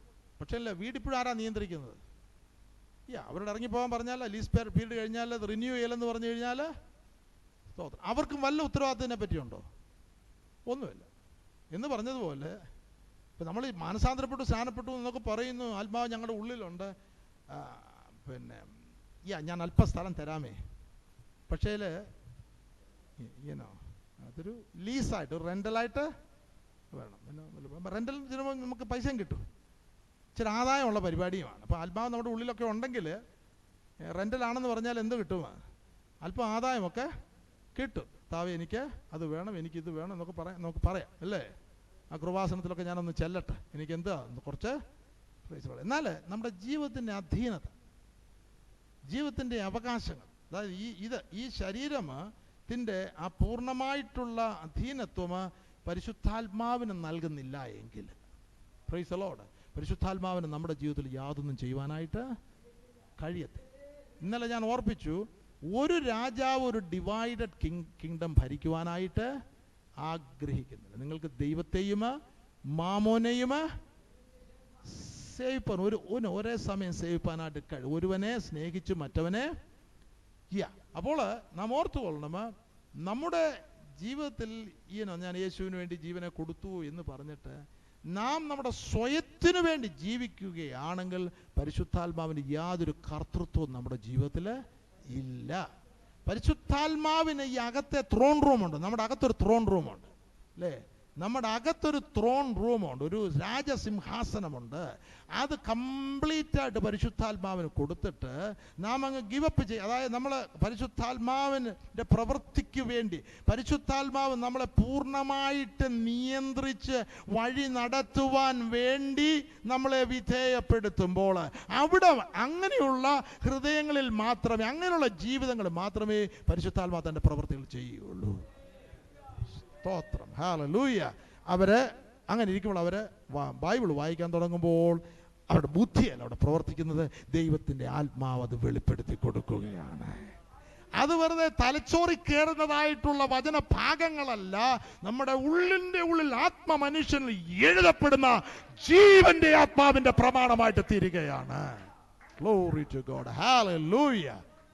അവർ പ്രാർത്ഥിക്കുവാനിരിക്കുമ്പോൾ അവരല്ല പ്രാർത്ഥിക്കുന്നത്, ഉച്ചരിച്ചു പ്രാർത്ഥിക്കുന്ന എന്തെന്ന് അറിഞ്ഞുകൂടാ. നമുക്കറിയാം, നമ്മൾ പ്രാർത്ഥിക്കുമ്പോൾ ലോകമോ അതും ഇതുമൊക്കെ പറഞ്ഞാൽ ആത്മാവിന്റെ അധീനതയിലാകുന്ന ഒരുവൻ, ആ പരിശുദ്ധാത്മാവിന് പരിപൂർണമായിട്ട് വിട്ടുകൊടുക്കുന്ന ഒരുവൻ മുട്ടിന്മേൽ പ്രാർത്ഥിക്കുമ്പോൾ ദിവ്യമായിട്ടുള്ളത് ദൈവത്തിന്റെ ഹൃദയത്തിൽ ഈ ഭൂമിയിൽ ആ വ്യക്തിയെ കുറിച്ച് എന്താണ് ചെയ്യിക്കേണ്ടത്, അവൻ എങ്ങനെയാണ് ജീവിക്കേണ്ടത്, അതിന്റെ ഉന്നതമായിട്ടുള്ള വെളിപ്പാടുകള് പരിശുദ്ധാത്മാവിലൂടെ ദൈവത്തിന്റെ ആത്മാവ് അറിയിക്കുകയാണ്. ദൈവം അറിയിക്കുകയാണ്. അവന് പ്രാർത്ഥിക്കുവാനുള്ള വാക്കുകൾ, വാചകങ്ങൾ, ആശയങ്ങൾ ദൈവത്തിന്റെ ആത്മാവ് നൽകുകയാണ്. അത് ശക്തിയേറിയ പ്രാർത്ഥനയുടെ വാചകങ്ങളാണ്. ആ പ്രാർത്ഥനയാൽ ദൈവത്തിന്റെ പ്രവർത്തികൾ നടക്കുകയാണ്. ആ ബന്ധനങ്ങൾ അഴിയുകയാണ്, കുരുട്ടുകല്ലുകൾ തുറക്കപ്പെടുകയാണ്. അത് വെറും പാഴ് വാക്കുകളല്ല, അത് ലോകത്തിൻ്റെതായിട്ടുള്ള പ്രബന്ധങ്ങളല്ല. പിന്നെയോ ആത്മാവിന്റെ നിറവില് ദൈവഹിതപ്രകാരം നാവിന്മേൽ വരുന്നതായിട്ടുള്ള പ്രാർത്ഥനയുടെ ശബ്ദങ്ങളാണ്. കോട്ടകളെ ഇടിപ്പാനായിട്ട് ദൈവസന്നിധിയില് ശക്തിയുള്ളതാണ്. അത് പാഴ്വാക്കുകളല്ല, ദൈവത്തിന്റെ വചനമാണ് അവന്റെ നാവിലൂടെ വരുന്നത്, വെറും പ്രാർത്ഥനയല്ല. അപ്പോൾ നമ്മോട് ചോദിക്കണം, ദൈവത്തിന്റെ പരിശുദ്ധാത്മാവ് പൂർണ്ണമായിട്ട് ഈ ഉള്ളിന്റെ ഉള്ളിൽ രാജാതിരാജാവും കർത്താതി കർത്താവുമായി അല്ലേ ദൈവത്തിന്റെ ഹിതത്തിന്റെ പൂർണ്ണതയിൽ ആക്കുവാൻ തക്കവണ്ണമുള്ള നമ്മളെ ദൈവത്തിന്റെ ആത്മാവ് നടത്തുവാൻ തക്കവണ്ണം നമ്മുടെ ഉള്ളിൽ വിട്ടുകൊടുത്തിട്ടുണ്ടോ? നമ്മളെ തന്നെ പരിപൂർണമായിട്ട് സമർപ്പിച്ചിട്ടുണ്ടോ? അല്ലേ? ഓർത്തുകൊള്ളണം, അവിടെ ആ അതായത് നിയമപ്പെട്ടകം, കൃപാസനത്തിന്റെ മുകളിൽ 2 കെരൂബുകളുടെ നടുവിലൂടെയാണ് ദൈവം സംസാരിക്കുന്നത്. അതില്ല എങ്കിൽ ബാക്കി എല്ലാ ഉപകരണങ്ങളും ഉണ്ടെങ്കിലും ഇറ്റ്സ് ആൻ എംപ്റ്റി പ്ലേസ് അല്ലേ? കാരണം ദൈവത്തിന്റെ സാന്നിധ്യം എവിടെയാണ്? അതിവിശുദ്ധ സ്ഥലത്താണ് അല്ലേ? ദൈവത്തിന്റെ സാന്നിധ്യം, ദൈവത്തിന്റെ കൃപയുടെ ആസനം അതിവിശുദ്ധ സ്ഥലത്താണ്. ഇപ്പൊ നമ്മുടെ ഉള്ളിന്റെ ഉള്ളില് ദൈവത്തിന് വസിക്കുവാനായിട്ട് അല്ലേ കൃപയുടെ ആസനം അത് നാം വിട്ടുകൊടുക്കുന്നില്ല എങ്കിൽ ബാക്കിയെല്ലാം പൊള്ളയാ. സ്വർഗത്തിൽ തീ ഇറങ്ങത്തില്ല ഇല്ലേ? ആലയത്തിന്റെ ആ പൂർണ്ണതയില് ശുശ്രൂഷകള്, ദൈവം നിയമിച്ചാക്കിയ ശുശ്രൂഷകൾ ചെയ്യുമ്പോഴാണ് സ്വർഗത്തിൽ തീ ഇറങ്ങുന്നത്. Price the Lord, hallelujah. കഴിഞ്ഞ ദിവസം തീയെ പറ്റി അല്പമായിട്ട് ജോൽ ആന്തോനിയോട് ചോദിച്ചു അല്ലേ? തീ ഒരു വലിയ വിഷയമാണ് അല്ലേ? തീ ഇല്ലെങ്കിൽ യാഗമില്ല, ഉണ്ടോ? ഇല്ല. തീ ഇല്ലെങ്കിൽ അകത്ത് ഒരു ധൂപക്കുറ്റിയുണ്ട്, സുഗന്ധ വർഗം. തീ ഇല്ലെങ്കിൽ അത് കത്തുമോ? ദൈവസന്നിധിയിലേക്ക് സുഗന്ധമാകുമോ നമ്മൾ? Price the Lord, hallelujah. അങ്ങനെയാണെങ്കിൽ നമ്മുടെ ഉള്ള പരിപൂർണമായിട്ട് ദൈവത്തിന് വേണ്ടി, ദൈവത്തിൻ്റെ ആത്മാവിന് പ്രവർത്തിപ്പാനായിട്ട് നാം സമർപ്പിക്കുമ്പോൾ അതാണ് ഈ പൂർണ്ണതയുടെ പ്രവൃത്തിയിലേക്ക് നമ്മളെ കൊണ്ടുവരുന്നത്. നമ്മളെ പൂർണ്ണരാക്കുവാൻ തക്കവണ്ണം ആത്മാവിൻ്റെ പ്രവൃത്തികൾ നമ്മിൽ നടക്കുന്നത്. അപ്പോൾ പുറമെ യഹൂദനായവന് യഹൂദനല്ല, പുറമെ ജഡത്തിലുള്ളത് പരിച്ഛേദനയുമല്ല, അകമേ യഹൂദനായ അത്ര യഹൂദൻ. അക്ഷരത്തിലുള്ള ആത്മാവിലുള്ള ഹൃദയ പരിച്ഛേദന. മറ്റുള്ള എല്ലാം അക്ഷരം അല്ലേ? അകത്ത് പരിശുദ്ധാത്മാവ്, ദൈവത്തിൻ്റെ ആത്മാവിനുള്ള വാസം കൊടുക്കുന്നില്ല എങ്കിൽ, ഫുൾ നമ്മുടെ ജീവിതത്തിന് ഫുൾ കൺട്രോൾ കൊടുക്കുന്നില്ല എങ്കിൽ സംഭവിക്കുന്നത്, പ്രസംഗം കേൾക്കുമ്പോൾ അത് വെറും വാക്കുകൾ അല്ലേ? നമ്മൾ യാതൊരു പ്രവർത്തിക്കാരൻ ആരില്ല അവിടെ. എന്നോട് ചോദിക്കും, ദൈവത്തിൻ്റെ ആത്മാവ് ഇല്ലയോ? ഉണ്ടോ ഇല്ലയോ അതല്ല വിഷയം, പരിശുദ്ധാത്മാവിന് പ്രവർത്തിക്കാൻ ഇടം കൊടുക്കുന്നുണ്ട്. മനസ്സിലാകുന്നുണ്ടല്ലോ അല്ലേ? നമ്മുടെ ജീവിതത്തിൻ്റെ അത് ഉള്ളിൽ എങ്ങനെയാണ് മനസ്സിലാക്കുന്നത് വെച്ചാൽ അവരവരത് മനസ്സിലാക്കില്ലേ ഒക്കത്തുള്ളൂ. ഉള്ളിലുള്ള വാഞ്ച ദൈവത്തിന് ഇത് മാത്രമേ നടക്കൂ. അവിടെ വന്നിരിക്കുന്ന ബുദ്ധിയുടെ പ്രമാണത്തിൽ, കർത്താവേ എൻ്റെ ജീവിതത്തെ ക്രൂശീകരിക്കുവാൻ തക്കവണ്ണമാ അല്ലേ, എൻ്റെ ജീവിതത്തിൽ അന്യായമത കത്തി ചാമ്പലാകുവാൻ തക്കണം വചനം എനിക്ക് ജീവനും തീയുമായിട്ട് നൽകണമാ അല്ലേ? വചനത്തെ തീയുടെ അനുഭവം അതാ. ആവശ്യമില്ലാത്ത എല്ലാം അത് കത്തിച്ചു കളയും അല്ലേ? ശുദ്ധീകരണം അല്ലേ? ജീവന്റെ വചനം കഴുകുന്നൊരു അനുഭവമുണ്ട് അല്ലേ? ചിലത് കത്തിക്കാനൊക്കത്തില്ല, എന്ത് വേണമാ അല്ലേ? പാത്രം നമ്മൾ കത്തിച്ചല്ല അതിനെ ശുദ്ധീകരിക്കുന്നത്. എങ്ങനെയാണ്? കഴുകിയ ശുദ്ധീകരിക്കും. സ്തോത്രം. നമ്മൾ വചനം തീയാണ്, വചനം ശുദ്ധീകരിക്കുന്നതായിട്ടുള്ള ജലവുമാണെന്ന് ഓർത്തുകൊള്ളണം. പ്രൈസ് നമ്മൾ ശുദ്ധീകരിക്കുന്നു, എല്ലാ അളവിലും വചനം ശുദ്ധീകരിക്കുന്നു. അപ്പോൾ ആ വചനം നമുക്ക് ലഭിക്കണം, ആ അളവിലുള്ള വചനം നമുക്ക് ലഭിക്കണമെങ്കിൽ ആ രീതിയിൽ കർത്തൃത്വം ഏറ്റെടുക്കണം. Praise Lord. നമ്മെ തന്നെ അതിനുവേണ്ടി വിധേയപ്പെടുത്തണം. എങ്കിൽ മാത്രമേ ഈ ഹൃദയത്താലുള്ള പരിച്ഛേദന, അക്ഷരത്തിലല്ല ആത്മാവിലുള്ള ഹൃദയ പരിച്ഛേദന. എന്താ പരിച്ഛേദന? അശുദ്ധമായതിനെ എല്ലാം നീക്കിക്കളയുന്നതാണ്. അപ്പോൾ ഇതകത്ത് ദൈവത്തിൻ്റെ ആത്മാവ് ഉണ്ട് എങ്കിൽ നമ്മുടെ ജീവിതത്തിന് സത്യത്തിൻ്റെ ആത്മാവ് നിങ്ങളുടെ കൂടെ ഇരിപ്പാനും നിങ്ങളിൽ വസിപ്പാനുമായിട്ട് നൽകുന്നു എന്ന് കർത്താവ് പറയുമ്പോൾ ആ പരിശുദ്ധാത്മാവ് നമുക്ക് സകലം ഉപദേശിച്ചു തരും. പരിശുദ്ധാത്മാവ് നമ്മളെ സകല സത്യത്തിലും വഴി നടത്തും. പരിശുദ്ധാത്മാവ് നമ്മെ എല്ലാ അളവിലും ശുദ്ധീകരിക്കും. പരിശുദ്ധാത്മാവ് നമുക്ക് സ്വർഗീയ ആലോചനകൾ പറഞ്ഞു തരും. പരിശുദ്ധാത്മാവ് വിവേകത്തിൻ്റെ ആത്മാവാണ്. പരിശുദ്ധാത്മാവ് ജ്ഞാനത്തിൻ്റെ ആത്മാവാണ്. പരിശുദ്ധാത്മാവ് ആലോചനയുടെ ആത്മാവാണ്. പരിശുദ്ധാത്മാവ് ശക്തിയുടെ ആത്മാവാണ്. നമുക്കെതിരായിട്ട് പൈശാചിക ശക്തികൾ വരുമ്പോൾ ആത്മാവിന് വിധേയപ്പെട്ട് ഈ നമ്മുടെ ത്രോൺ റൂമിൽ ദൈവത്തിൻ്റെ ആത്മാവാണ് വസിക്കുന്നതിൽ ശത്രുവിന് അടുക്കുവാൻ കഴിയത്തില്ല അല്ലേ? അപ്പോൾ നമ്മുടെ യോഹന്നാൻ അപ്പോസ്തലൻ പറയുന്നത് പോലെ ദൈവത്തിൽ നിന്ന് ജനിച്ചവന് തന്നെ താൻ സൂക്ഷിക്കുന്നു, ദുഷ്ടൻ അവനെ തൊടുന്നതുമില്ല. ശക്തിയുടെ പരിശുദ്ധാത്മാവ് പരിജ്ഞാനത്തിൻ്റെ ആത്മാവാണ് അല്ലേ? എന്താ പരിജ്ഞാനം? Price the Lord. എല്ലാം പരിജ്ഞാനത്തോടുകൂടിയാണ് ചെയ്യുന്നത്. പരിശുദ്ധാത്മാ യഹോവ ഭക്തിയുടെ ആത്മാവാണ്. യഹോവ ഭക്തി നമുക്കുണ്ടാകണമോ? ദൈവത്തിൻ്റെ പരിശുദ്ധാത്മാവ് നമ്മുടെ ഹൃദയത്തിൽ ആ ത്രോൺ റൂമിൽ വെറുതെ വസിക്കുകയല്ല, രാജാതി കർത്തൃത്വം ഏറ്റെടുത്തുകൊണ്ട്. നമ്മുടെ പഴയ മനുഷ്യന് പിന്നെ യാതൊരു സ്ഥാനവുമില്ല. പഴയ മനുഷ്യന് അടങ്ങി ഒതുങ്ങി അവിടെ കഴിഞ്ഞോണം. ജഡത്തിന്റെ പാപത്തിന്റെ നിയമങ്ങൾ, പാപത്തിന്റെ പ്രമാണങ്ങൾക്ക് അവിടെ തലവെക്കുവാനായിട്ട് സാധ്യമല്ല. കാരണം പുതിയ ഒരു പ്രമാണത്തിന്റെ, ജീവന്റെ ആത്മാവിന്റെ പ്രമാണത്തിന്റെ ഉടയവനാണ് അകത്ത് വസിക്കുന്നത്. Praise the Lord. Hallelujah. അത് ജീവന്റെ ആത്മാവിന്റെ പ്രമാണമാണ്. പാപത്തിന്റെ മരണത്തിന്റെ പ്രമാണത്തെ ജയിക്കുവാൻ തക്കവണ്ണം ജീവന്റെ ആത്മാവിന്റെ പ്രമാണം നമ്മൾ വസിച്ചുകൊണ്ട് നമ്മളെ ജയത്തിൽ ഓരോ ദിവസവും നടത്തുകയാണ്. അതാണ് ദൈവവൈദ്യങ്ങളെ കുറിച്ച് ആഗ്രഹിക്കുന്നത്. അപ്പോൾ അക്ഷരത്തിലല്ല ആത്മാവിലുള്ള ഹൃദയ പരിച്ഛേദന, അത്രേ പരിച്ഛേദന അവന് മനുഷ്യരാലല്ല ദൈവത്താൽ തന്നെ പുകഴ്ച ലഭിക്കും. സ്തോത്രം. മടങ്ങി വരുമ്പോൾ നമുക്ക് റോമാലേഖനം 5-ാമത്തെ അധ്യായത്തിലെ സത്യങ്ങൾ പഠിക്കുവാനായിട്ട് താല്പര്യപ്പെടുന്നു. പ്രാർത്ഥനയോടുകൂടെ നമുക്ക് അല്പസമയം ബ്രേക്ക് എടുക്കാം. മടങ്ങി പ്രാർത്ഥനയോട് കടന്നു വന്നാട്ട് വളരെ എൻ്റെ ജീവിതത്തെ വളരെയധികം ഇൻഫ്ലുവൻസ് ചെയ്യുന്ന അധ്യായങ്ങളാണ് 5, 6, 7, 8, 12 അധ്യായങ്ങൾ അല്ലേ.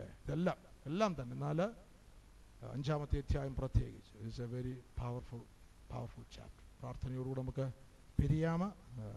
ബ്രേക്ക് കഴിഞ്ഞിട്ട് പ്രാർത്ഥനയോട് മടങ്ങി വന്നാട്ട്. പരിശുദ്ധനായ ഞങ്ങളുടെ സ്വർഗസ്ഥ പിതാവേ, തന്ന അനുഗ്രഹിക്കപ്പെട്ട കൂട്ടായ്മയ്ക്കാട് സ്തോത്രം. അവിടുത്തെ നാമത്തിൽ ആശ്രയിച്ചുകൊണ്ട് അവിടുത്തെ ദാസന് കർത്താവെ അവിടുത്തെ തിരുവചനം പ്രിയപ്പെട്ടവരെ അറിയിച്ചു.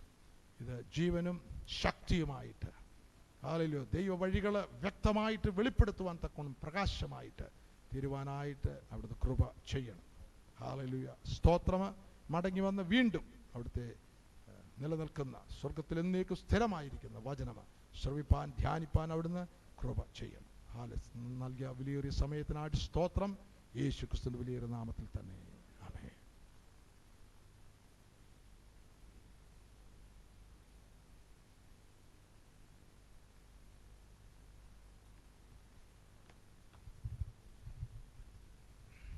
റോമാലേഖനം 5-ാമത്തെ അധ്യായത്തിലേക്ക് നമുക്ക് കടന്നു വരാം.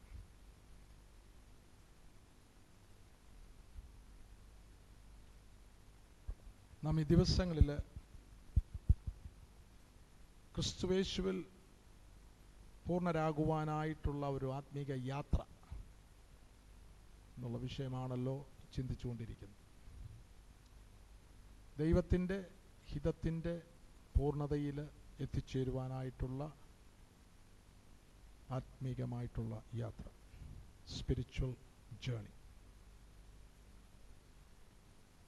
കഴിഞ്ഞ ചില മണിക്കൂറുകൾ വിശ്വാസത്താലുള്ള നീതീകരണം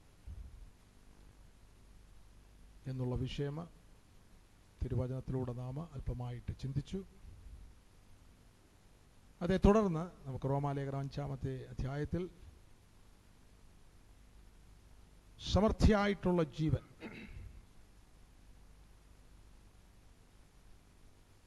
യേശു ക്രിസ്തുവിന്റെ രക്തത്താൽ വീണ്ടെടുക്കപ്പെട്ടതായിട്ടുള്ള ദൈവത്തിന്റെ ജനമ പ്രകാരമാണ് ജീവന്റെ സമൃദ്ധിയിൽ ആയിത്തീരുന്നത്. കഴിഞ്ഞ മണിക്കൂറുകൾ നാം ചിന്തിച്ചപ്പോൾ പഴയ മനുഷ്യനെ കൊണ്ട് ഒരാത്മീക ജീവൻ നയിപ്പാനായിട്ടല്ല നമ്മളെ വിളിച്ചു വേർതിരിച്ചിരിക്കുന്നത്. അത് സാധ്യമല്ല. പഴയ ജീവൻ, കാർണൽ ലൈഫ്, ആ ലൈഫ് കൊണ്ട്, ആ ജീവനെ കൊണ്ട് ഒരു ആത്മീക ജീവിതം നയിപ്പാനായിട്ടല്ല ദൈവം ആഗ്രഹിക്കുന്നു. It's impossible. ദൈവവചനത്തിലൂടെ നാം മനസ്സിലാക്കി ക്രിസ്തുവിൻ്റെ ഉയർപ്പിൻ്റെ ജീവൻ,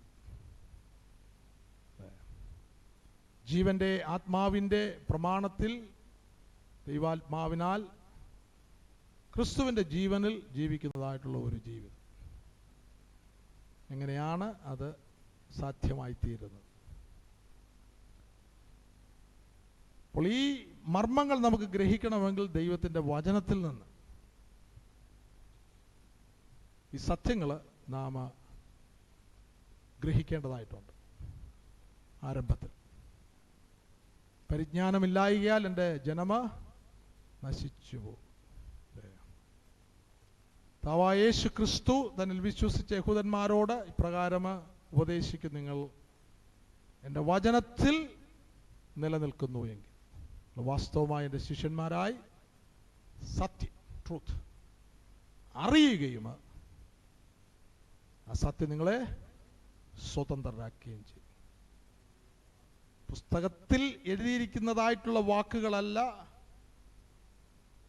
വാചകങ്ങളല്ല, അത് ആത്മാവിൽ നമ്മുടെ ഉള്ളിൻ്റെ ഉള്ളിൽ എഴുതപ്പെടുമ്പോഴാണ് അത് നമ്മുടെ ജീവിതത്തിൽ സത്യമായിട്ട് തീരുന്നത്. ഇത് സത്യമാണ് ഇവിടെ എഴുതിയിരിക്കുന്നത്. എന്നാൽ ഇത് നമ്മുടെ ജീവിതത്തിൽ സത്യമാകണമെങ്കിൽ അതിൻ്റെ ഡിഫറൻസ് അറിയാമല്ലോ അല്ലേ? മനസ്സിലാവുന്നുണ്ടല്ലേ? ദൈവത്തിൻ്റെ ആത്മാവിനാൽ ഈ പുസ്തകത്തിൽ എഴുതിയിരിക്കുന്നത് ജീവന്റെ പ്രമാണമായിട്ട് നമ്മുടെ ഉള്ളിൽ എഴുതപ്പെടും. അതാണ് നമ്മുടെ ഉള്ളിൽ എഴുതപ്പെടുന്ന സത്യം. അപ്രകാരം എഴുതപ്പെടുമ്പോൾ ആ സത്യത്തിൻ്റെ അനുസരണയിൽ മാത്രമേ നമുക്ക് ജീവിക്കുവാൻ കഴിയുകയുള്ളൂ. അങ്ങനെ ഒരു ജീവിതത്തിലേക്ക് വരണം, അല്ലേ? യോഹന്നാന്റെ ലേഖനത്തിൽ നാം വായിക്കുമ്പോൾ ഒന്ന് വായിക്കാം. 1 യോഹന്നാന് നമുക്കത് വായിക്കുമ്പോൾ ഉൾക്കൊള്ളുവാൻ വളരെ പ്രയാസമുള്ള ഭാഗങ്ങളാണ്. എന്നാൽ ആത്മീകമായിട്ടുള്ള ആ വളർച്ചയിലേക്ക് ഒരുവൻ വരുമ്പോൾ, അതിൻ്റെ 3-ാമത്തെ അധ്യായം 9-ാമത്തെ വാക്യം, ദൈവത്തിൽ നിന്ന് ജനിച്ചവൻ ആരും പാപം ചെയ്യുന്നില്ല, അവന്റെ വിത്ത് അവനിൽ വസിക്കുന്നു. ദൈവത്തിൽ നിന്ന് ജനിച്ചതിനാൽ അവന് പാപം ചെയ്യുവാൻ കഴിയുകയുമില്ല. നമ്മളിത് വായിക്കുമ്പോൾ അസാധ്യമാണ് എന്നുള്ളത് ഓൾറെഡി അത് നാം പറയുന്നു, ഞാൻ അല്ലെങ്കിൽ നിങ്ങൾ പറയുന്നു എന്ന് പറയുമ്പോൾ അത് പഴയ മനുഷ്യൻ അത് പറയുന്നു. നമ്മളിലുള്ള കാർണൽ ലൈഫാണത് പറയുന്നത്. It is impossible. എന്നാൽ റോമാലേഖനം 1-ാമത്തെ അധ്യായത്തിൽ അടിസ്ഥാനമായിട്ടുള്ള വാക്യമാണ്, സുവിശേഷത്തെക്കുറിച്ച് എനിക്ക് ലജ്ജയില്ല, അത് വിശ്വസിക്കുന്ന ഏവനുമാണ്. ആരായാലും, യഹൂദനായാലും യവനനായാലും, അത് രക്ഷയ്ക്കായി, പൂർണ്ണമായിട്ടുള്ള രക്ഷയുടെ കാര്യം അവിടെ പറയുന്നത്. വിശ്വാസത്തിലുള്ള നീതീകരണം മാത്രമല്ല, ആത്മസ്നാനം കിട്ടി, ദാറ്റ്സ് ഗുഡ് എക്സ്പീരിയൻസ്. അവിടെ കൊണ്ടും തീരുന്നില്ല. അതൊക്കെ തുടക്കം, ഇനിഷ്യൽ സ്റ്റെപ്സ്. എന്നിട്ട് ആ യാത്ര, എൻ്റെ നീതിമാൻ വിശ്വാസത്താൽ ജീവിക്കും. ആ യാത്ര ദൈവ വചനത്തിൻ്റെ അനുസരണയിൽ ഓരോ ദിവസവും, അതൊരു ലേണിംഗ് പ്രോസസ്സാണ്. 1-ാം ക്ലാസ് മുതൽ 1-ാം ക്ലാസ്സിൽ ആരംഭിക്കുന്ന ഒരാൾ ഒരു മെഡിക്കൽ ഡോക്ടർ ആകുന്നത് ഒരു യാത്രയാണ്, ഒരു നീണ്ട യാത്രയാണ്. പഠനമാണ് അവൻ്റെ പ്രധാന വിഷയം, അല്ല? ഇത്രയും പഠിച്ചിട്ടാണ് പിന്നെ അവൻ പ്രാക്ടീസ് ചെയ്യുന്നത്, അല്ലേ? പിന്നെയും പ്രാക്ടീസ് ചെയ്യുന്ന അവനെ പ്രാക്ടീഷണർ എന്നാണ് പറയുന്നത്. ഇതുപോലെ ദൈവത്തിൻ്റെ വചനം നാം ഓരോ ദിവസവും ആത്മാവിൽ, ബുദ്ധിയുടെ മേഖലയിലല്ല, ആത്മാവിൽ ധ്യാനിച്ച്, അത് നമ്മുടെ ഉള്ളിൻ്റെ ഉള്ളിൽ ഓരോ പ്രമാണങ്ങൾ, ദൈവരാജ്യത്തിൻ്റെ വ്യവസ്ഥകൾ എഴുതപ്പെട്ട്, അല്ലേ? അതൊരു പ്രോഗ്രസീവ് വേ എഴുതപ്പെട്ട് ആ പ്രമാണത്തിൽ മാത്രം ജീവിക്കുവാൻ കഴിയുന്നതായിട്ടുള്ള ഒരു മേഖല. വേറൊന്നും ചെയ്യാൻ ഒക്കത്തില്ല. പറഞ്ഞാൽ ദൈവത്തിൽ നിന്ന് ജനിച്ചവന് പാപം ചെയ്യുന്നില്ല എന്ന് പറയുമ്പോൾ അവൻ്റെ വിത്ത് അവൻ കിടക്കുന്നതുകൊണ്ട് പാപം ചെയ്യുവാൻ കഴിയുകയില്ല, അല്ലേ? ഇപ്പോൾ നമുക്കറിയാം ജഡത്തിൻ്റെതായിട്ടുള്ള സ്വഭാവങ്ങൾ.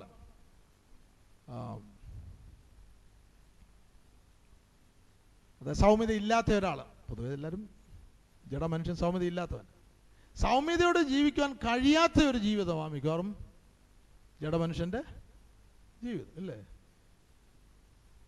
സൗമ്യതയോടെ ജീവിക്കാൻ കഴിയുകയില്ല. ഞാൻ പറഞ്ഞ എൻ്റെ ഓപ്പോസിറ്റ്. എപ്പോഴും പിറുപിറുക്കുന്നവരുണ്ട്. എന്ത് കിട്ടിയാലും അവരുടെ സ്വഭാവം.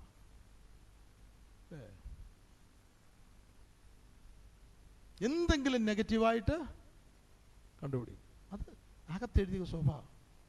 അതുകൊണ്ട് ഇപ്പം എത്ര പറഞ്ഞാലും ആ സ്വഭാവമാണ് പ്രതിഫലിക്കുന്നത്. അതിൻ്റെ മറുവശമാണ് ദൈവത്തിൻ്റെ സ്വഭാവം ഒരു ഉള്ളിലായ, ദൈവവചനത്താൽ ആത്മാവിനാൽ എഴുതപ്പെട്ടാൽ, ഇപ്പോൾ കോപത്തിൻ്റെതായിട്ടുള്ള ആ പ്രവണതയെ ജയിക്കുവാൻ തക്കവണ്ണമുള്ള ദൈവത്തിൻ്റെ പ്രമാണം ഉള്ളിൽ എഴുതപ്പെടുന്ന ഒരുവനെ കോപിക്കാൻ ഒക്കത്തില്ല, അല്ലേ? കാരണം പ്രമാണം മറ്റേ കിടപ്പുണ്ടെങ്കിലും അതിനെ ജയിക്കുന്ന ഒരു പ്രമാണം അതിൻ്റെ മുകളിൽ എഴുതപ്പെട്ടു. പാപത്തിൻ്റെ പ്രമാണത്തെ ജയിക്കുവാൻ തക്കവണ്ണമുള്ള ഒരു പ്രമാണമ്, ജീവന്റെ ആത്മാവിൻ്റെ പ്രമാണമ് എഴുതപ്പെടുന്നു. അപ്പം അങ്ങനെയുള്ളവരെ പറ്റിയാണത് അപ്പോസ്തലൻ എഴുതുന്നത്. നമ്മളിപ്പോൾ 1-ാം ക്ലാസ്സിലിരുന്ന് അങ്ങനെ സാധിക്കുകയില്ല എന്ന് പറയുമ്പോൾ അതിനകത്ത് യാതൊരു കാര്യവുമില്ല, അല്ലേ? 1-ാം ക്ലാസ്സിൽ ഇരുന്നോടോ എനിക്ക് അത് സാധ്യമല്ല, ഇല്ലെങ്കിൽ എനിക്ക് ഒരു മെഡിക്കൽ എഞ്ചിനീയർ സാധ്യമല്ല, ആ സമയത്ത് സാധ്യമല്ല. എന്നാൽ പ്രോഗ്രസീവായിട്ട് ദൈവത്തിൻ്റെ ആത്മാവിന് വിധേയപ്പെട്ട്, ഇന്ന് രാവിലെ നമ്മൾ ചിന്തിച്ച പോലെ, ഇത് പ്രാപിക്കുവാൻ കഴിയും എന്നുള്ള ഉറപ്പോടും വിശ്വാസത്തോടും ജീവിക്കുന്ന ഒരുവനാണ് പടിപടിയായിട്ട് ഈ ഉയർന്ന ആത്മീക ജീവിത മേഖലയിലേക്ക് എത്തിച്ചേരുന്നത്. അതൊരു ഡിമെൻഷൻ, ഒരു മേഖല അല്ലേ. അവിടെ ചെന്ന് കഴിഞ്ഞാൽ വേറൊരു ജീവിത രീതി, അവിടെ ചെന്ന് കഴിഞ്ഞാൽ നമ്മുടെ വ്യവസ്ഥ, അത് ദൈവരാജ്യത്തിൻ്റെ വ്യവസ്ഥ, ക്രിസ്തുവിൽ വ്യാപരിച്ച അതേ ആത്മാവാണ് നമ്മുടെ ശരീരത്തിൻ്റെ എല്ലാ ഭാഗങ്ങളിലും വ്യാപരിക്കുന്നത് അല്ലേ. അപ്പം അത് നമ്മുടെ മുൻപിൽ കാണും. ഇതാണ് നമ്മുടെ വിളി എന്നുള്ളത്. അതിൽ നമ്മളെ എത്തിക്കുവാനായിട്ടാണ് നമ്മളെ വീണ്ടെടുത്തിരിക്കുന്നത് എന്നുള്ളത് ദൈവസാദൃശ്യം, ദൈവസ്വരൂപം അല്ലേ, ഒറിജിനൽ പർപ്പസ്. അതിലെത്തിക്കുവാനായിട്ടാണ് നമ്മളെ വീണ്ടെടുത്തിരിക്കുന്നത്. അത് മനുഷ്യരാൽ അസാധ്യം, എന്നാൽ ദൈവത്താൽ സകലതും സാധ്യമാണ് അല്ലേ. നാം വിശ്വസിക്കുന്നവനാണ് അത് രക്ഷയ്ക്കായിട്ട് ദൈവ ശക്തി ആകുന്നത്. എന്നിട്ട് 5-ാമത്തെ അധ്യായം ആദ്യത്തെ 1-2 വാക്യങ്ങൾ വായിച്ചാട്ടോ. യേശുവിനെ ക്രിസ്തു എന്ന് വിശ്വസിക്കുന്നവനല്ല. റോമൻസ് 5:1-2.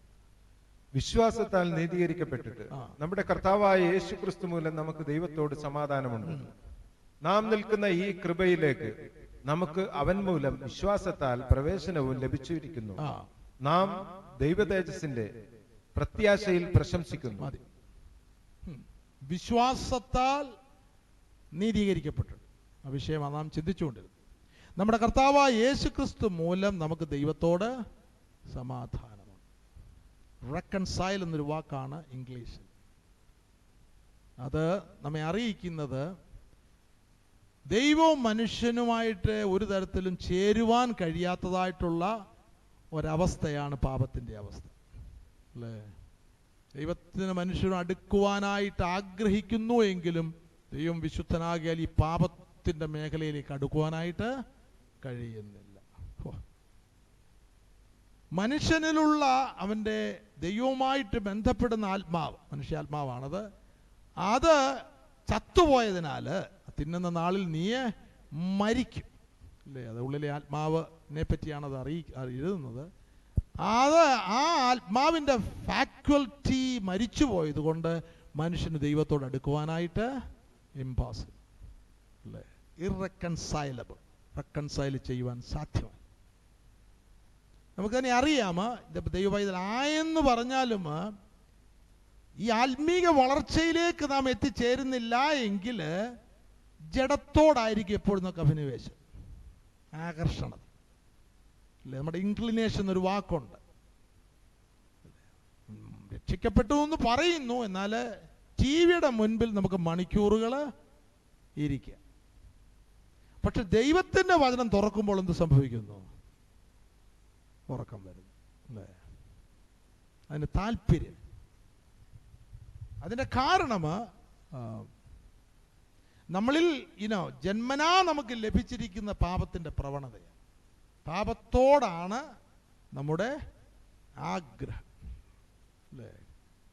കഴിഞ്ഞ ദിവസം മോബിനാണെന്ന് തോന്നുന്നു പറഞ്ഞത്, നമ്മളിലൊരു കാന്തം, ലോകത്തെ ആകർഷിക്കുവാനായിട്ടുള്ള ഒരു കാന്തം, ഒരു മാഗ്നറ്റ് നമ്മുടെ ഉള്ളിലുണ്ട്. അതുകൊണ്ടാണ് ലോകത്തോടുള്ള ആവേശം. അപ്പോൾ ആ കാന്തത്തിന് ശക്തി ജയിക്കുന്നതായിട്ടുള്ള ജീവന്റെ ആത്മാവിന്റെ പ്രമാണം, അത് വേറൊരു കാന്തമാണ്. പ്രൈസ് ദി ലോർഡ് അല്ലേ. അത് സ്വർഗീയമായതിനെ കാക്ഷിക്കുന്ന ഒരു കാന്തം. അത് ലഭിക്കാത്തിടത്തോളം കാലം നമ്മൾ വിശ്വാസിയാന്ന് പറയാം, പെന്തക്കോസ്തുകാരനാന്ന് പറയാം, എന്നാൽ വേറൊരു ഈ പറയുന്ന ലോകത്തിന്റെ ജീവൻ തന്നെ ആയിരിക്കും നയിക്കും. അപ്പോൾ ഒരു വ്യവസ്ഥയിൽ നിന്ന് മറ്റൊരു വ്യവസ്ഥയിൽ നമ്മൾ എത്തിച്ചേരുന്നതാണ് രക്ഷ എന്ന് പറയുന്നത്. മറ്റൊരു ലീഗൽ ടേമാണ് രക്ഷിക്കപ്പെട്ടു എന്ന് പറയുമ്പോൾ, രക്ഷയ്ക്കായിട്ട് നമ്മളെ വിളിച്ചിരിക്കുന്നു, ഒരു ടൈറ്റിൽ അവിടെ നമുക്ക് നൽകി. എന്നാൽ ഇനി നമ്മത് പ്രാപിച്ചെടുക്കണം, പ്രാപിപ്പാൻ തക്കവണ്ണം ഓടുവാനായിട്ട് പറയും. ശ്വാസത്തിന്റെ നായകനും പൂർത്തി വരുത്തുന്നത്, അങ്ങനെയാണെങ്കിൽ ഒരു പണി നടക്കേണ്ടതായിട്ടുണ്ട് അല്ലേ. മാനസാന്തരപ്പെട്ടു, സ്നാനപ്പെട്ടെന്ന് പറയുമ്പോഴും ഞാൻ ഓർപ്പിച്ചതുപോലെ ഇസ്രായേൽ മക്കള് മിസ്രയീമിൽ നിന്ന് ചോരത്തളിപ്പിനാൽ വിടുവിക്കപ്പെട്ട് ചെങ്കടൽ കടന്നു എങ്കിലും അവരിലുള്ളതെല്ലാം മിസ്രൈമിന്റെ രൂപങ്ങളാണ്. അല്ലേ? അവരെ നോക്കിയാലും ഏത് രൂപമാ അല്ലേ? നമുക്കറിയാം യോസഫിനെ ഇത്രോയുടെ പുത്രിമാര് കണ്ടപ്പോൾ ഒരു എബ്രായനായിട്ടാണോ കാണുന്നത് അതോ ഒരു മിസ്രൈമിനായിട്ടാണോ കാണുന്നത്? അവനൊരു എബ്രായനാ. എന്നാൽ അവൻ്റെ ആകാരവും അവൻ്റെ രീതിയും ഒക്കെ കാണുമ്പോൾ ആരായിട്ടാണ് കാണുന്നത്? ഒരു മിസ്രൈം. അത് പുറമേയുള്ള ഒരു അവസ്ഥയാണെങ്കിലും ഞാൻ ഈ പറയുന്ന ഇസ്രായേൽ മക്കള് ചെങ്കടൽ കടന്ന് ഇക്കരെ കയറിയെങ്കിലും മിസ്രൈമിന്റെ സ്വഭാവമാണ് എപ്പോഴും മാനിഫെസ്റ്റ് ചെയ്തുകൊണ്ടിരിക്കുന്നത്. ഫിസിക്കലി അവര് ചെങ്കടൽ കടന്നുവെങ്കിലും മിസ്രൈമിന്റെ ആത്മാവാണ് എന്ന് പറഞ്ഞാൽ ലോകത്തിന്റെ ആത്മാവാണ് അവരെ ഭരിച്ചുകൊണ്ട് ഇരുന്നത്. ഇത് തന്നെയാണ് ഇന്നും യാഥാർത്ഥ്യം അല്ലേ? എന്നാൽ ആ ആത്മാവിനെ നിന്ന് ദൈവത്തിന്റെ ആത്മാവിനാൽ നടത്തപ്പെടുന്ന ഒരു ജീവിതമാണ്. അതിൽ നമ്മൾ ആയി തീരുവാനായിട്ടാണ് വിശ്വാസത്താൽ നീതീകരിക്കപ്പെട്ടിട്ട് ദൈവത്തോട് നമുക്ക് ആ ഒരു കൂട്ടായ്മയിലേക്ക് നമ്മളെ കൊണ്ടുവരുന്നത്. Amen TV network Christian internet channel സുവിശേഷീകരണത്തിന്റെ വ്യത്യസ്ത മുഖം തേടിയുള്ള യാത്ര. YouTube and Facebook. Amen TV network, Trivandrum, Kerala.